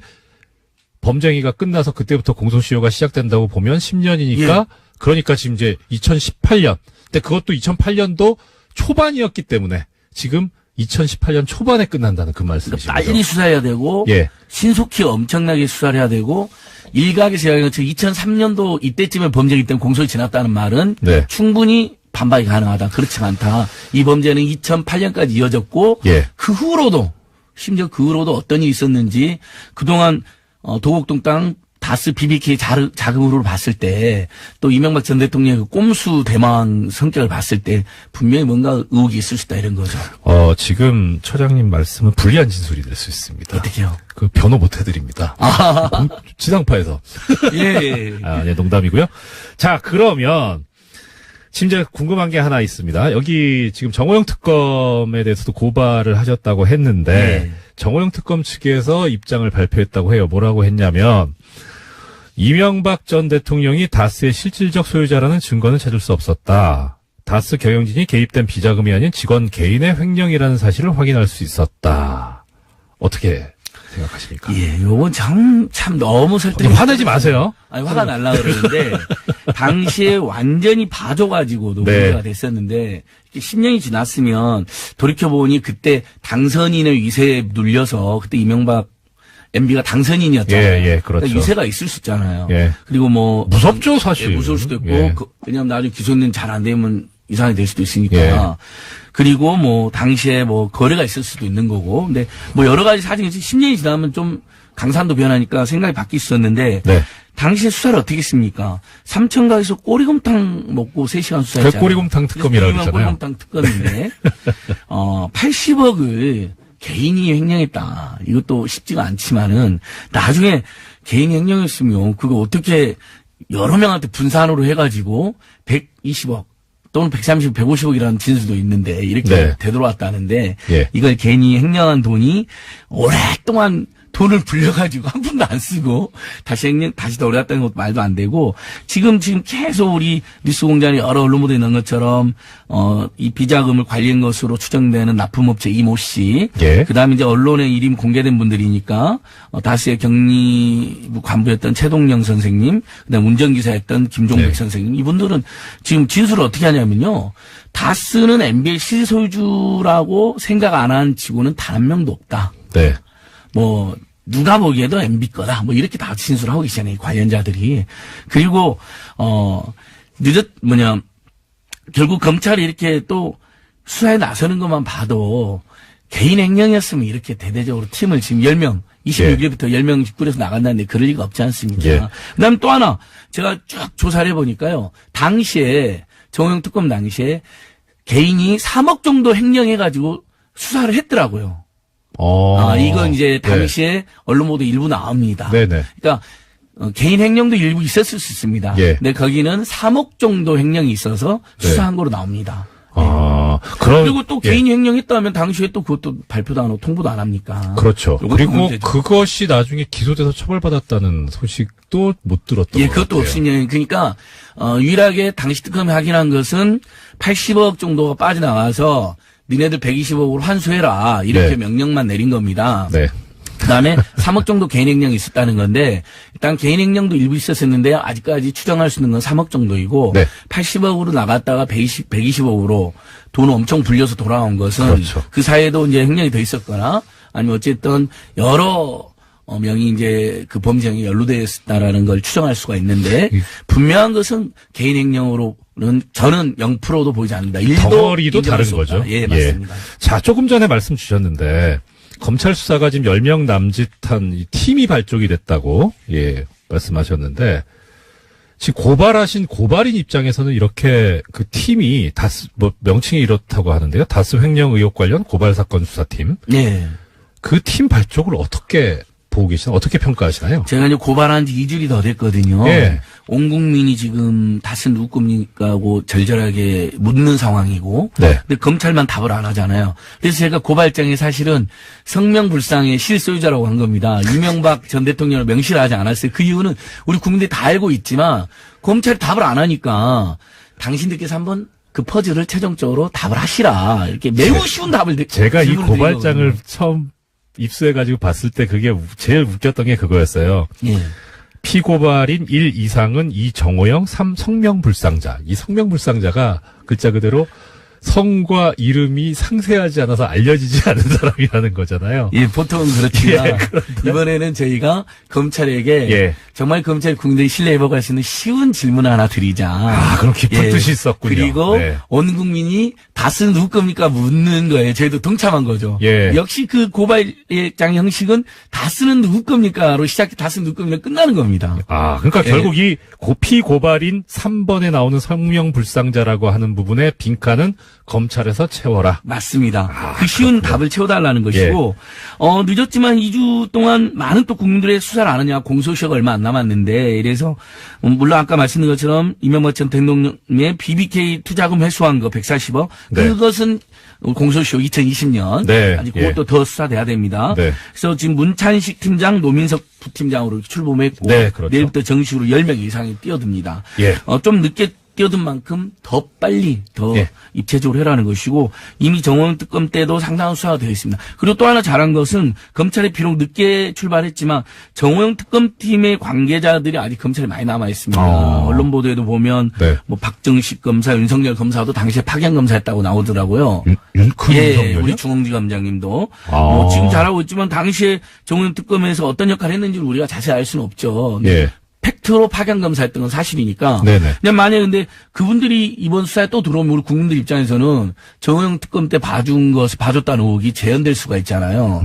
그러니까 배제하고 전원 배제하고 팀을 꾸린 건데 예. 그건 잘한 거다. 네네. 그래서 지금이라도 정말 제대로 해라 이런 겁니다. 예. 자, 그러면 제대로 해라라고 하는 그런 말씀을 주셨는데, 근데 현실적으로 지금 공소시효가 2달 정도 남짓밖에 안 남았는데 잘 될까요? 저는 잘 될 거라고 믿는 게, 예. 이 사건이 매우, 역사적으로 보면 매우 복잡하고 되게 시간이 많이 걸리긴 했잖아요. 네네. 왜냐면 도곡동 땅에서 거슬러 올라가서 다스로 갔다가 또 BBK 이렇게 그렇죠. 했지만, 그 3자가 다 실소유자는 이명박 전 대통령이라는 의혹이 파다하고 많은 진술과 사실관계가 확인이 되어 있습니다. 뭐 예. 예를 들면 안홍구 전 국장대도 뭐 도곡동 땅의 실소유자가 MB다라는 뭐 국세청 전표가 있다 뭐 이런 증언도 하고 그러셨잖아요. 그 박근혜 전 대통령도 저기 대선 경선 기간 중에 얘기하죠. 그렇죠. 그분이 다 도곡동 주장하는 땅이 분이죠. 누구의 땅인지 검찰은 알고 있습니다. 맞습니다. 이런, 명언을 맞습니다. 남기셨죠. 예, 국세청하고 검찰은 알고 있는 건데 예.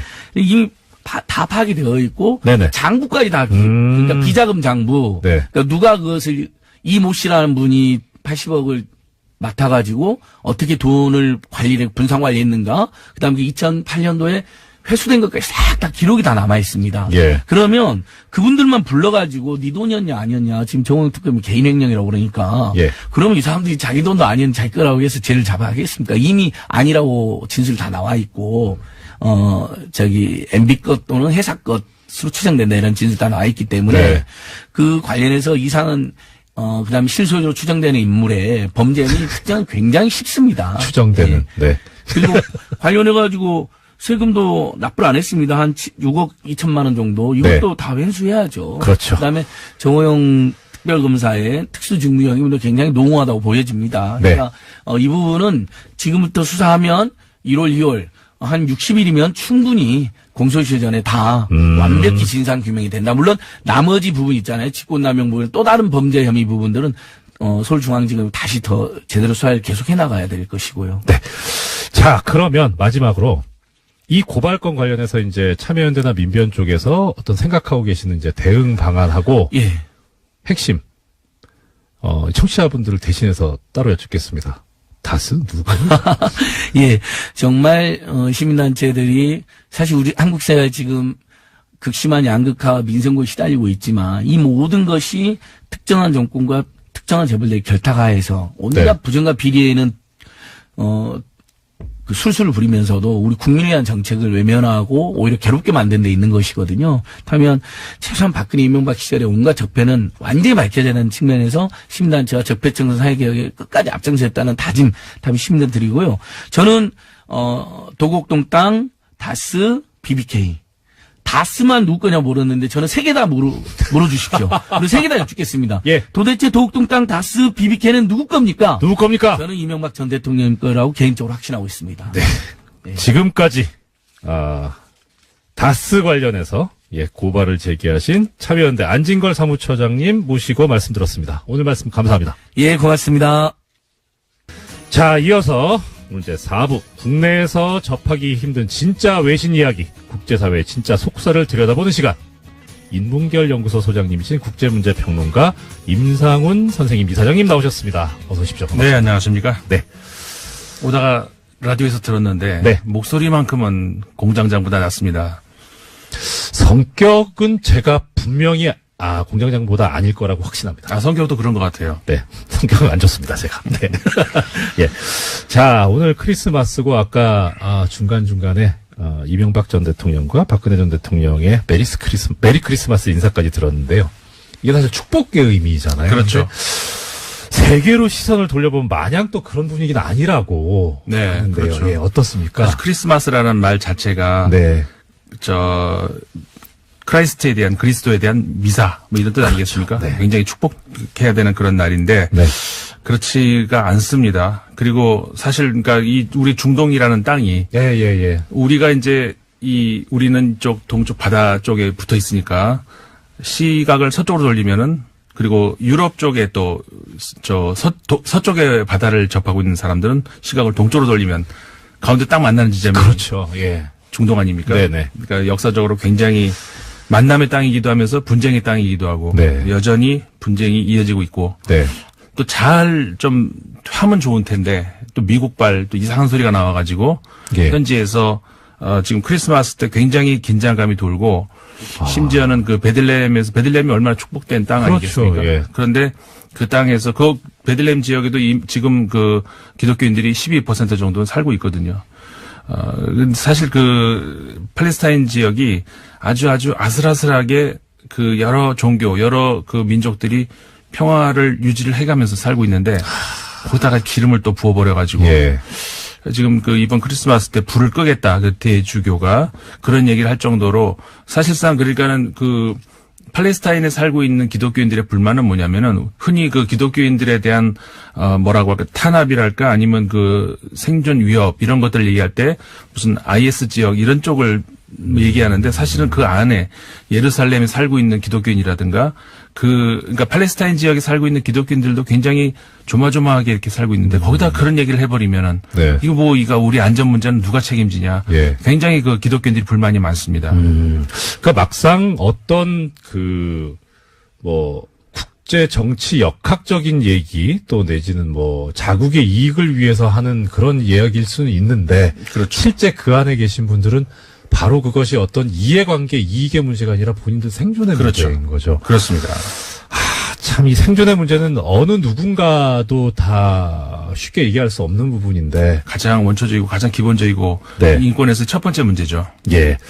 자, 그러면 이제 뭐 어떻든 해마다 하는 얘기지만 다사다난했던 한 해가 가고 예, 네. 이제 새해를 이제 한 주 후면 맞이하게 되는데 네네. 다가오는 2018년 네. 이 국제 문제에 있어서의 키워드 17년.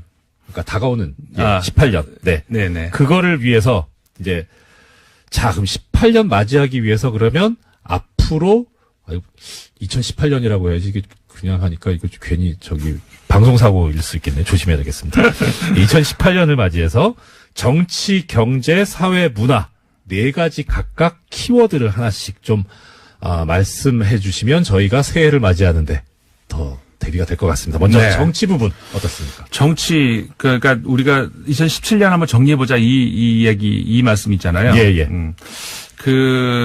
국제적으로, 이 한 해를 돌아봤을 때 그 국제 무대에서 사실상 우리나라가 그렇게 발언권이 크지가 않았던 것이 사실입니다. 지금까지. 그렇죠.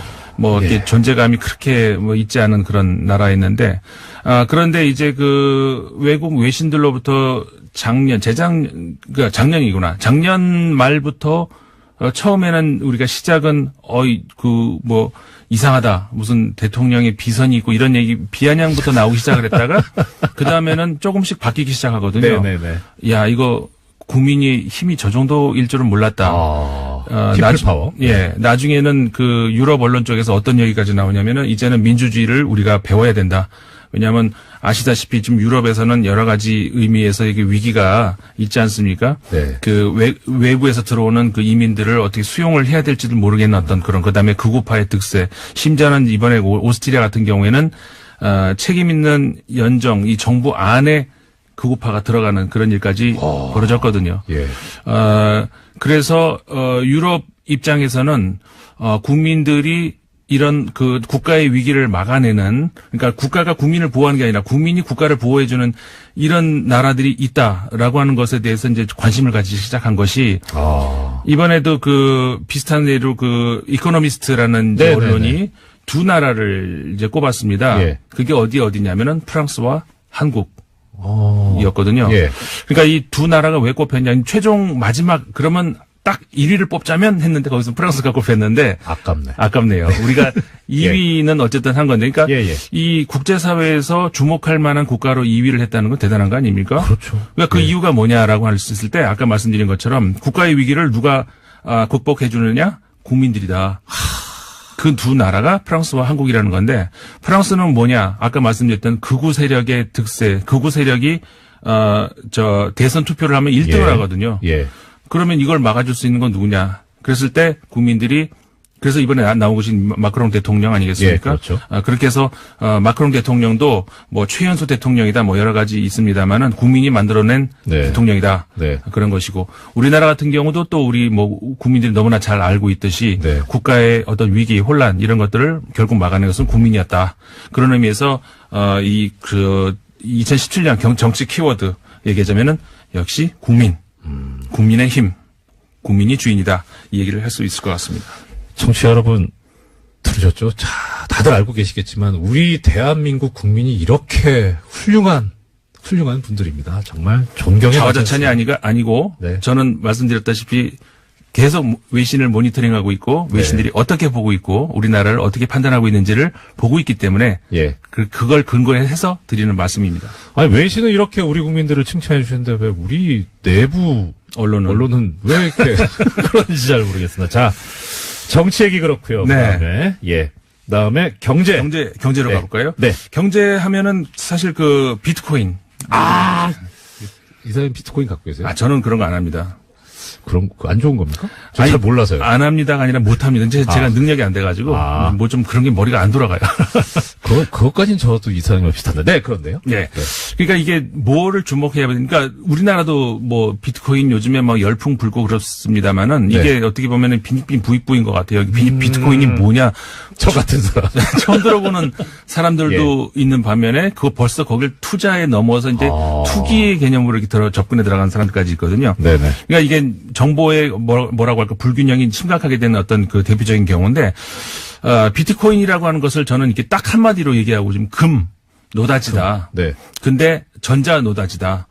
그러니까 공통점이 뭐냐면은 옛날에 우리 금을 캐려고 하는 것이 금이라는 것은 원래 그러니까는 그 실생활에 직접 우리가 먹고 사는데 필요한 건 아니잖아요. 근데 어떻게 보면은 교환 수단이라든가 뭐 이런 것이 되는데 매장량이 한정돼 있죠. 네. 그 다음에 매장을 하려면은 이제 힘이 센 사람이 파야 되지 않습니까? 그렇죠. 근데 파내지 못하는 사람은 어떻게 합니까? 그래도 이제 뭐 구입은 할 수 있죠. 교환할 수 있고. 네. 근데 파다 보면 나중에는 어떻게 됩니까? 점점 귀해지죠. 그렇죠. 그러면 힘센 사람만 더 잘 팔 수가 있겠죠. 이게 지금 똑같이 비트코인도 마찬가지로 할 수 있는데 비트코인도 그래서 채굴한다 이런 말 하지 않습니까? 그렇게 얘기하더라고요. 그래서 뭐냐면은 이거는 다시 말해서 인터넷상에서 수학 문제를 풀어야 되는 거죠. 네. 근데 이제 처음에는 쉽지만 풀다 나중에 계속 해가면 나중엔 어려운 문제를 풀어야 되는 그런 게 되는 거죠. 매장량도 제한돼 있고. 안 그래도 경제가 어려운데 비트코인까지 생각하면 더 어려워질 수도 있다. 네. 자, 사회 분야는 어떻습니까? 사회 분야에서 이제 우리 전 세계적으로 올해의 그 키워드다 그러면 저는 미투. 네, 미투 아시죠? 나도 역시 그렇다라고 하는 여러 가지 폭로가 있었죠. 그렇죠. 사회 불평등의 가장 어떻게 보면 아주 제일 작은 규모에서부터 시작할 수 있는 가장 저열하고 비열한 어떤 그 차별이 바로 성차별이고. 그렇습니다. 그 중에 정말 막장이 성폭력이죠. 네. 이게 지금까지 그 만연돼 왔었다는 거 아니겠습니까는? 그리고 이게 피해자가 숨겨왔다는 거죠. 피해자가 부끄럽게 생각했다는 건데, 이제는 아니다. 왜 피해자가 부끄럽냐? 가해자가 부끄러워야지. 당연하죠. 그렇죠. 당연하죠. 너무나도 당연한 건데, 지금까지 말을 못하고 있었던 것을, 네. 이번에 그 알리사 밀라노라는 미국 배우가, 네. 나는 이러이러한 당했다. 여러분들 당했으면 나한테 미투, 나도 당했다라고 그 해시태그를 달아달라. 네. 이 운동이 돼가지고 전 세계적으로 좀 번진 거 아니겠습니까? 그렇습니다. 우리나라도 그런 활동이 있었고요. 여러 분야에서. 네. 그것이 우리가 뭐 동참하는 것도 동참하는 거지만 더 나아가서 함께 이런 아픔을 같이 하고. 그렇죠. 또 연대하는 그런 생각이 부끄러워야 됩니다. 맞습니다. 자, 마지막으로 문화 부탁드립니다. YOLO라는 말 들어보셨나요? 욜로 들어보셨습니까? 욜로. 예. 이게 영어로 이제 인생 한 번뿐이니까. 그렇죠. 카르테 디엠의 어떤 새로운 버전이라고 할 수가 있는 건데 이게 올해 처음 생긴 말은 아닙니다.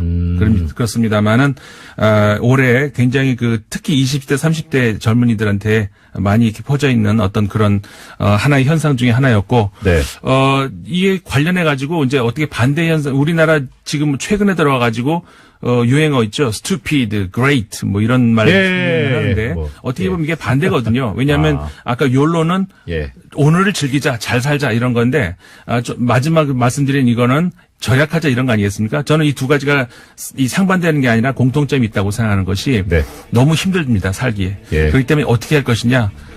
여기서 이제 우리는 즐기자 이런 생각도 할 수 있지만 또 한쪽에서는 연예인들도 저런 사람들도 저렇게 나름대로 아끼면 사는구나. 나만 그러는 거 아니구나. 그런 위안을 받는 것이다. 저는 그렇게 생각합니다. 제가 대신 인사 올리겠습니다. 소장님 한 해 고생 많으셨습니다. 안녕.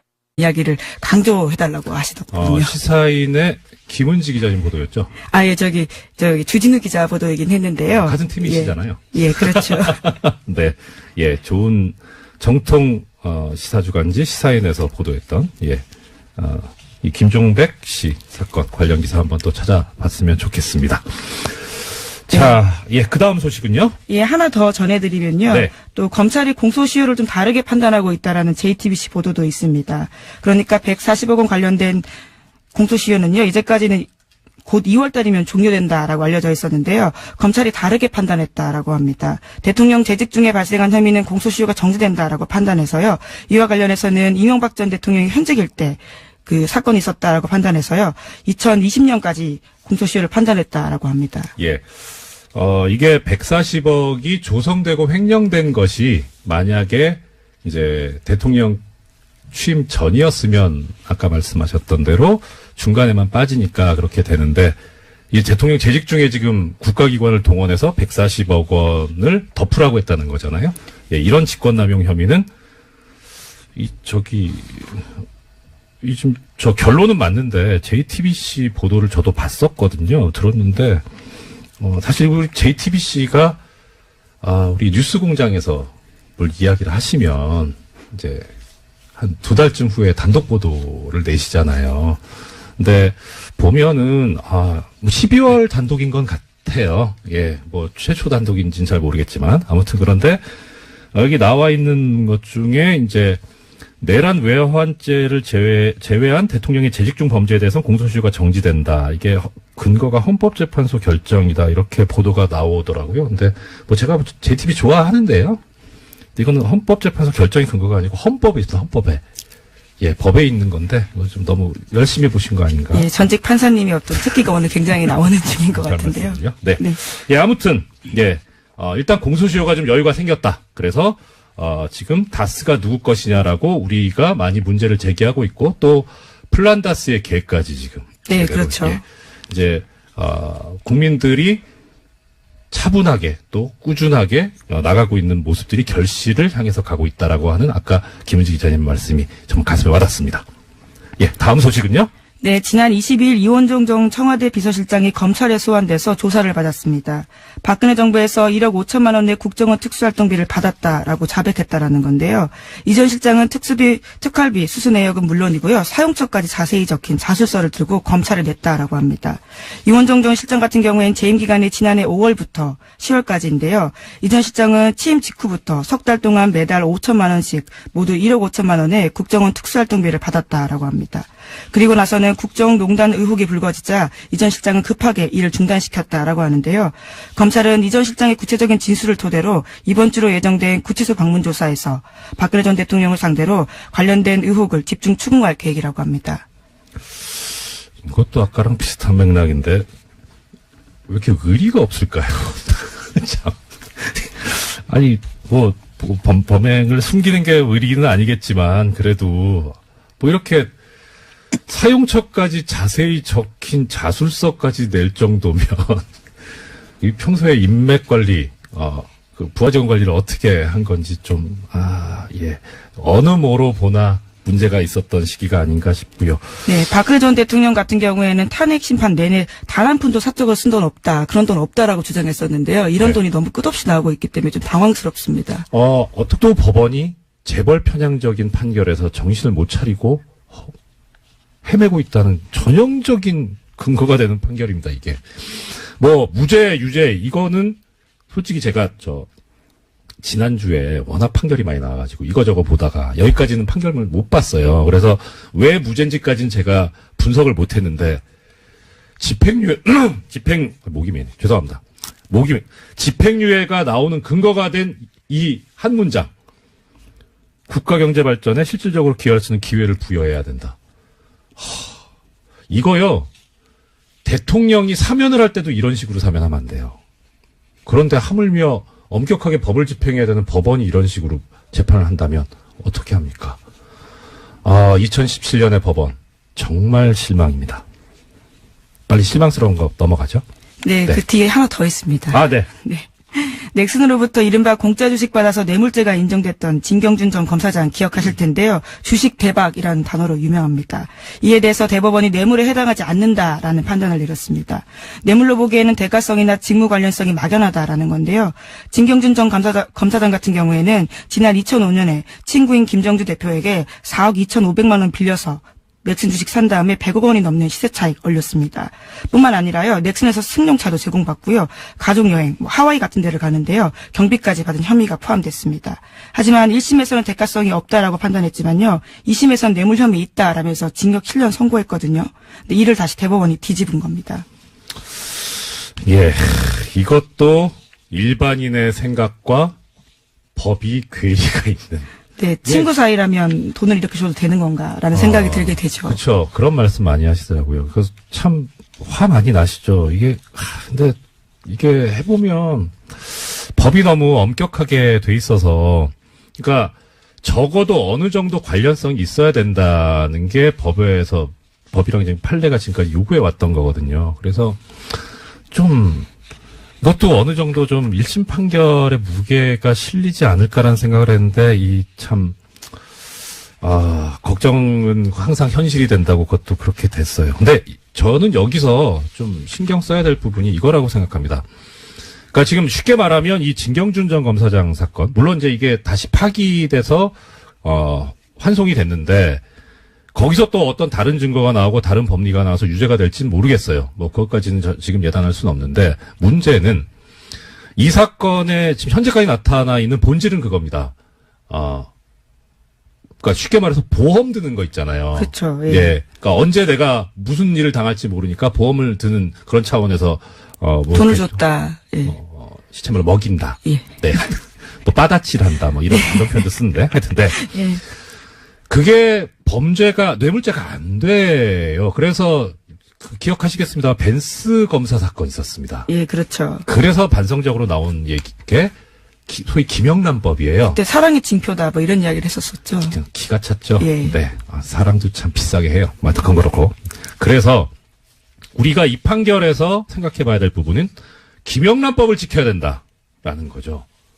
네, 관련해서 재미있는 기사가 하나 있더라고요. 좀 오래된 기사긴 한데 12월 7일자 더 PR이라는 매체에서 나온 기사입니다. 저 처음 봐요.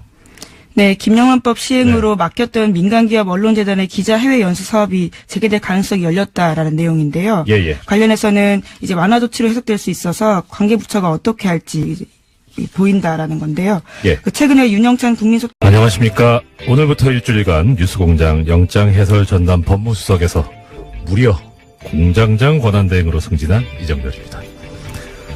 김어준 공장장의 이 목소리에 익숙해 계실 텐데 어색하지 않은가 싶은데요. 잘 부탁드립니다.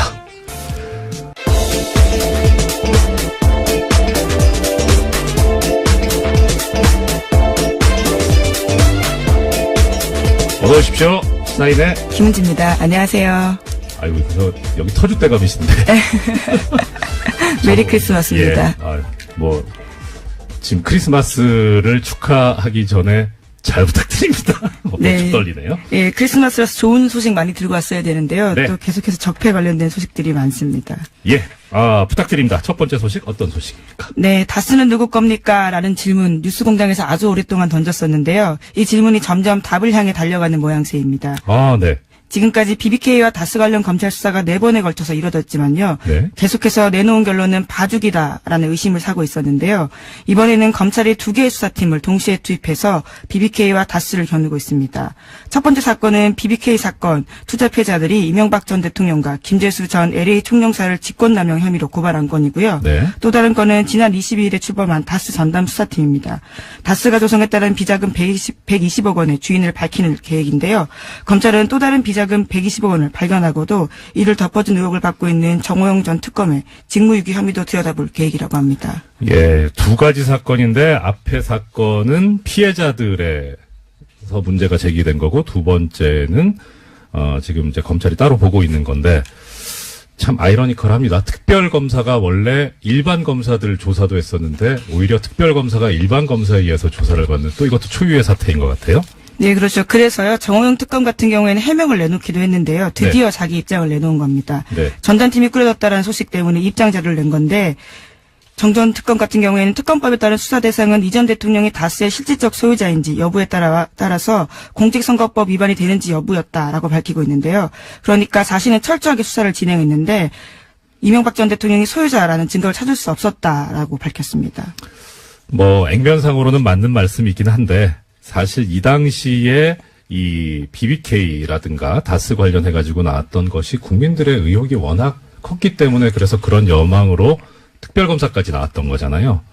그러면 국민들이 납득할 수 있고 국민들의 갈증을 풀어줄 수 있는 수사가 됐었어야 하는데 뭐 액면상으로 지금 정호영 특검 쪽에서 하시는 말씀이 맞다고 하더라도 국민들의 기대는 너무 못 미친 그런 네. 결과가 아니었나 싶습니다. 게다가 내부자들 증언들이 계속해서 나오고 있는데요. 당시에 수사 제대로 안 했다라는 것들은 네. 꽤 있기 때문에요. 그 당시에 정말 제대로 수사했는지에 대해서 의문이 남을 수밖에 없는 것 같습니다. 예, 좀, 그 내부자들이 이렇게 양심적으로 말씀해 주신 건 감사하긴 한데, 이명박 전 대통령 입장에서 보면, 사람 관리 좀 잘하시지 왜 이렇게 의리가 없을까요? 네, 그래서 그 내부자들도 이번에 검찰 조사를 받았다라는 보도도 나오고 있는데요. 네. 김종백 씨라고 이상은 다스 회장의 운전기사였던 것으로 알려진 인사입니다. 이분 같은 경우에는 굉장히 양심 고백을 많이 했었는데요. 네. 의미 있는 진술들이 많습니다. 네. 그래서 검찰이 지난 21일에 불러서 조사를 했다라고 하는데 JTBC 보도에 따르면 120억 원 관련된 다스 비자금 의혹으로 불렀다라고 하지만요. 김종백 씨가 저랑 통화를 했었는데요. 밝힌 디테일이 좀 다릅니다. 자신은 직권남용 혐의로 조사받았다라면서요. 그 혐의가 아니라 140억 관련된 거다라고 강조를 하시더라고요. 그리고 꽤 수사가 많이 되어 있고 그 검찰 수사의 아주 기본적인 자료들은 시사인 보도였다라는 그런 뜻인데, 지금 여기서 왜 문제가 됐냐면은, 사실 길게 저 말씀드리고 싶은 사건은 아닌데, 이것만 알아두셨으면 싶습니다. 그러니까, 성완종 전 회장의 이 말이 담긴 녹음 파일, 녹취록이 이게 경향신문 기자님하고 네, 그렇죠. 통화를 했었잖아요. 인터뷰. 그리고 메모도 있었습니다. 메모도 있었죠. 그런데 이게 원칙적으로 이렇게 어떤 사람이 범죄 혐의에 관련된 글을 쓰거나 말을 하게 되면 그것은 법정에서 꼭 제출이 돼야 되고 그다음에 그것에 의해서 피해를 받는 사람이 반대 신문을 할 수 있는 권리가 보장이 돼야 되거든요. 방어권이 보장이 돼야 되는데 문제는 이제 이분이 돌아가셨잖아요. 그러니까 법정에 나오실 수가 없어요. 그래서 반대 신문이 안 되잖아요. 근데 그렇다고 또 증거 능력을 없애야 되느냐? 또 예외를 법에서 두고 있는데 특별히 신빙할 수 있는 상태에서 작성된 거라면 증거 능력이 있다는 겁니다. 증거 절차는 그 스스로 목숨을 끊을 정도로 강한 압박을 받으면서 한 진술이다. 뭐 이런 건가요? 그러니까 그게 이제 우리 같은 일반인 입장에서는 그렇죠. 예. 이게 얼마나 억울하겠어. 판사님은 억울하니까. 일반인은 아니시잖아요. 아니, 지금 예. 일반인. 예. 지금도 판사도 아니고. 네.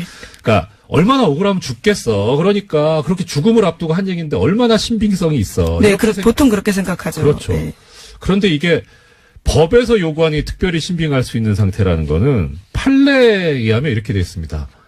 거의 허위일 가능성이 없고 임의로 얘기했을 그런 합리적인 의심이 안 드는 그런 정도까지 원한다는 거예요. 왜냐하면 반대 신문을 안 하기 때문에. 그래서 상당히 엄격합니다. 그래서 좀 죄송합니다. 이 판결은 사실 좀 예상이 되기는 했었어요. 이 법조인들 사이에서 무죄 나올 것 같다 싶었는데 과연 옳은 판결인가라는 생각은 들어요. 그래서 결론적으로 이 판결을 보면서 들었던 생각이 이렇게 국민들하고 판결하고 괴리가 생기는데 만약에 판결 자체의 문제면 요 사법부를 뭐 어떻게 정리를 해야 되고 근데 이거는 법의 문제거든요. 그러니까 법이 일반인의 인식과 동떨어져 있다면 법을 바꿔야 된다. 그런 생각이 들게 하는 그런 판결이었습니다. 네. 길게 얘기했네요. 네. 예. 그리고요. 예, 계속해서 판결 소식도 전해드리면요. 롯데그룹 총수 일가의 경영비리 사건에 대해서도 지난 22일에 법원 선고가 있었습니다.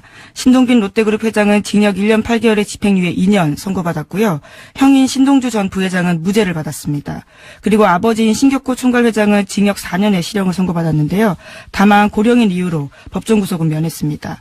재판부는 신동민 회장에 대해서 회사에 손해 끼친 혐의 등에 대해서 징역 10년 선고해달라는 검찰의 요청에 대해서 일부만 인정을 한 건데요. 이렇게 이유를 밝혔습니다. 이 사건은 기업 사유와의 단면이 분명하게 드러난 사건이다라고 하면서도요. 하지만 우리 사회와 국가 경제 발전에 실질적으로 기여할 수 있는 기회를 부여하는 게 필요하다라면서 형 집행을 유예했다라고 밝혔습니다. 저기 김주 기자님 말문이 막히신 거죠. 그러게요. 예. 예. 이 지금 말씀을 듣고 계시는 청취자님들께서도 아마 그러실 것 같은데 저도 이거 보면서 기가 막히더라고요. 이것도 참 창의적인 판결 이유였습니다. 우리 사회와 국가 경제 발전에 실질적으로 기여할 수 있는 기회를 부여하는 게 필요하다. 그게 왜 법원이어야 되는지에 대해서 좀 잘 이해가 안 가는데요. 그러니까 실질적으로 기여했다도 웃긴 건데, 예. 근데 기여할 수 있는 기회를 부여하는 게 필요하다면 이런 기회를 부여받지 말아야 될 피고인은 세상에 누가 있을까요? 이런 식이면 누가 실형을 받고 누가 처벌을 받습니까? 아직게 보면 죄송합니다. 어떻게 보면 그 왕년에 김기춘 전 비서실장이 국회에서 나왔던 이야기가 생각이 나더라고요. 대통령의 모든 생활이 다 공적이다. 그래서 관저에서도 업무를 본다. 네, 7시간 관련된 해명 때 그렇게 이야기했었죠. 예, 그렇죠. 그러니까 본인은 사적으로 쓴 돈이 없다라고 하는 건 사적으로 쓰는 것도 다 공적인 활동이기 때문에 그래서 그렇게 말씀하신 거 아닌가. 아주 이런 그 창의적인 아이디어는 우리 법정에서 변론을 하시는 변호사님들이 반드시 배워야 한다는. 네.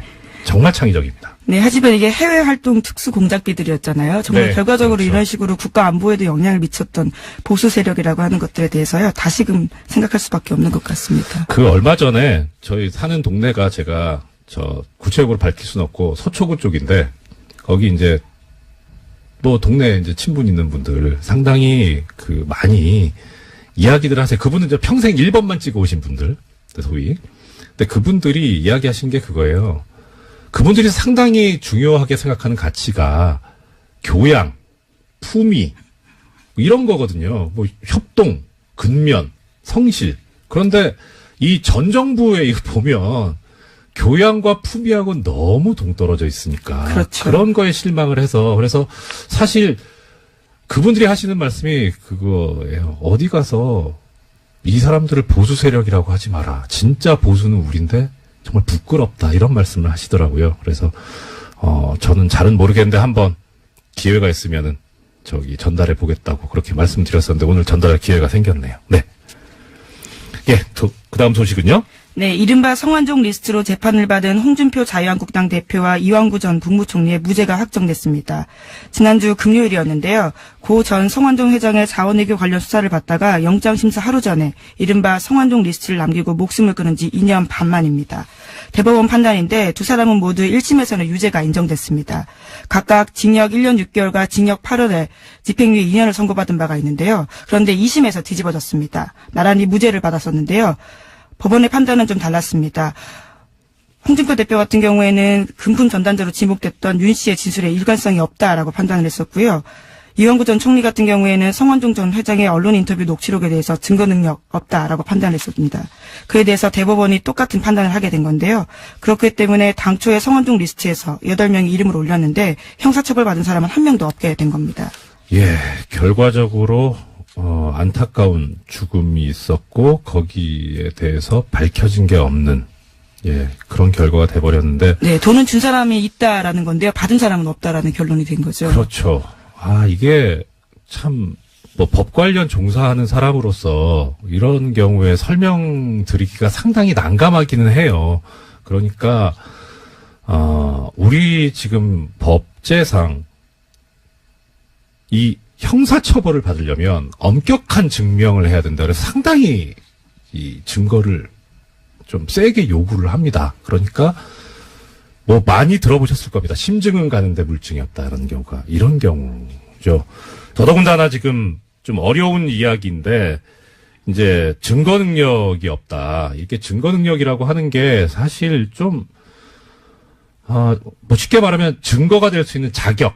인 거예요. 그러니까 아무리 그게 믿을만한 증거라도 증거가 될 수 있는 자격이 없으면 애시당초 증거의 대상에서 배제시켜 버리거든요. 뭐 예를 들어서 고문으로 자백을 받았다. 하면 그 자백 내용이 사실과 맞아도 일단 고문을 했으니까 이건 증거로서 애치당초 고려하면 안 된다라는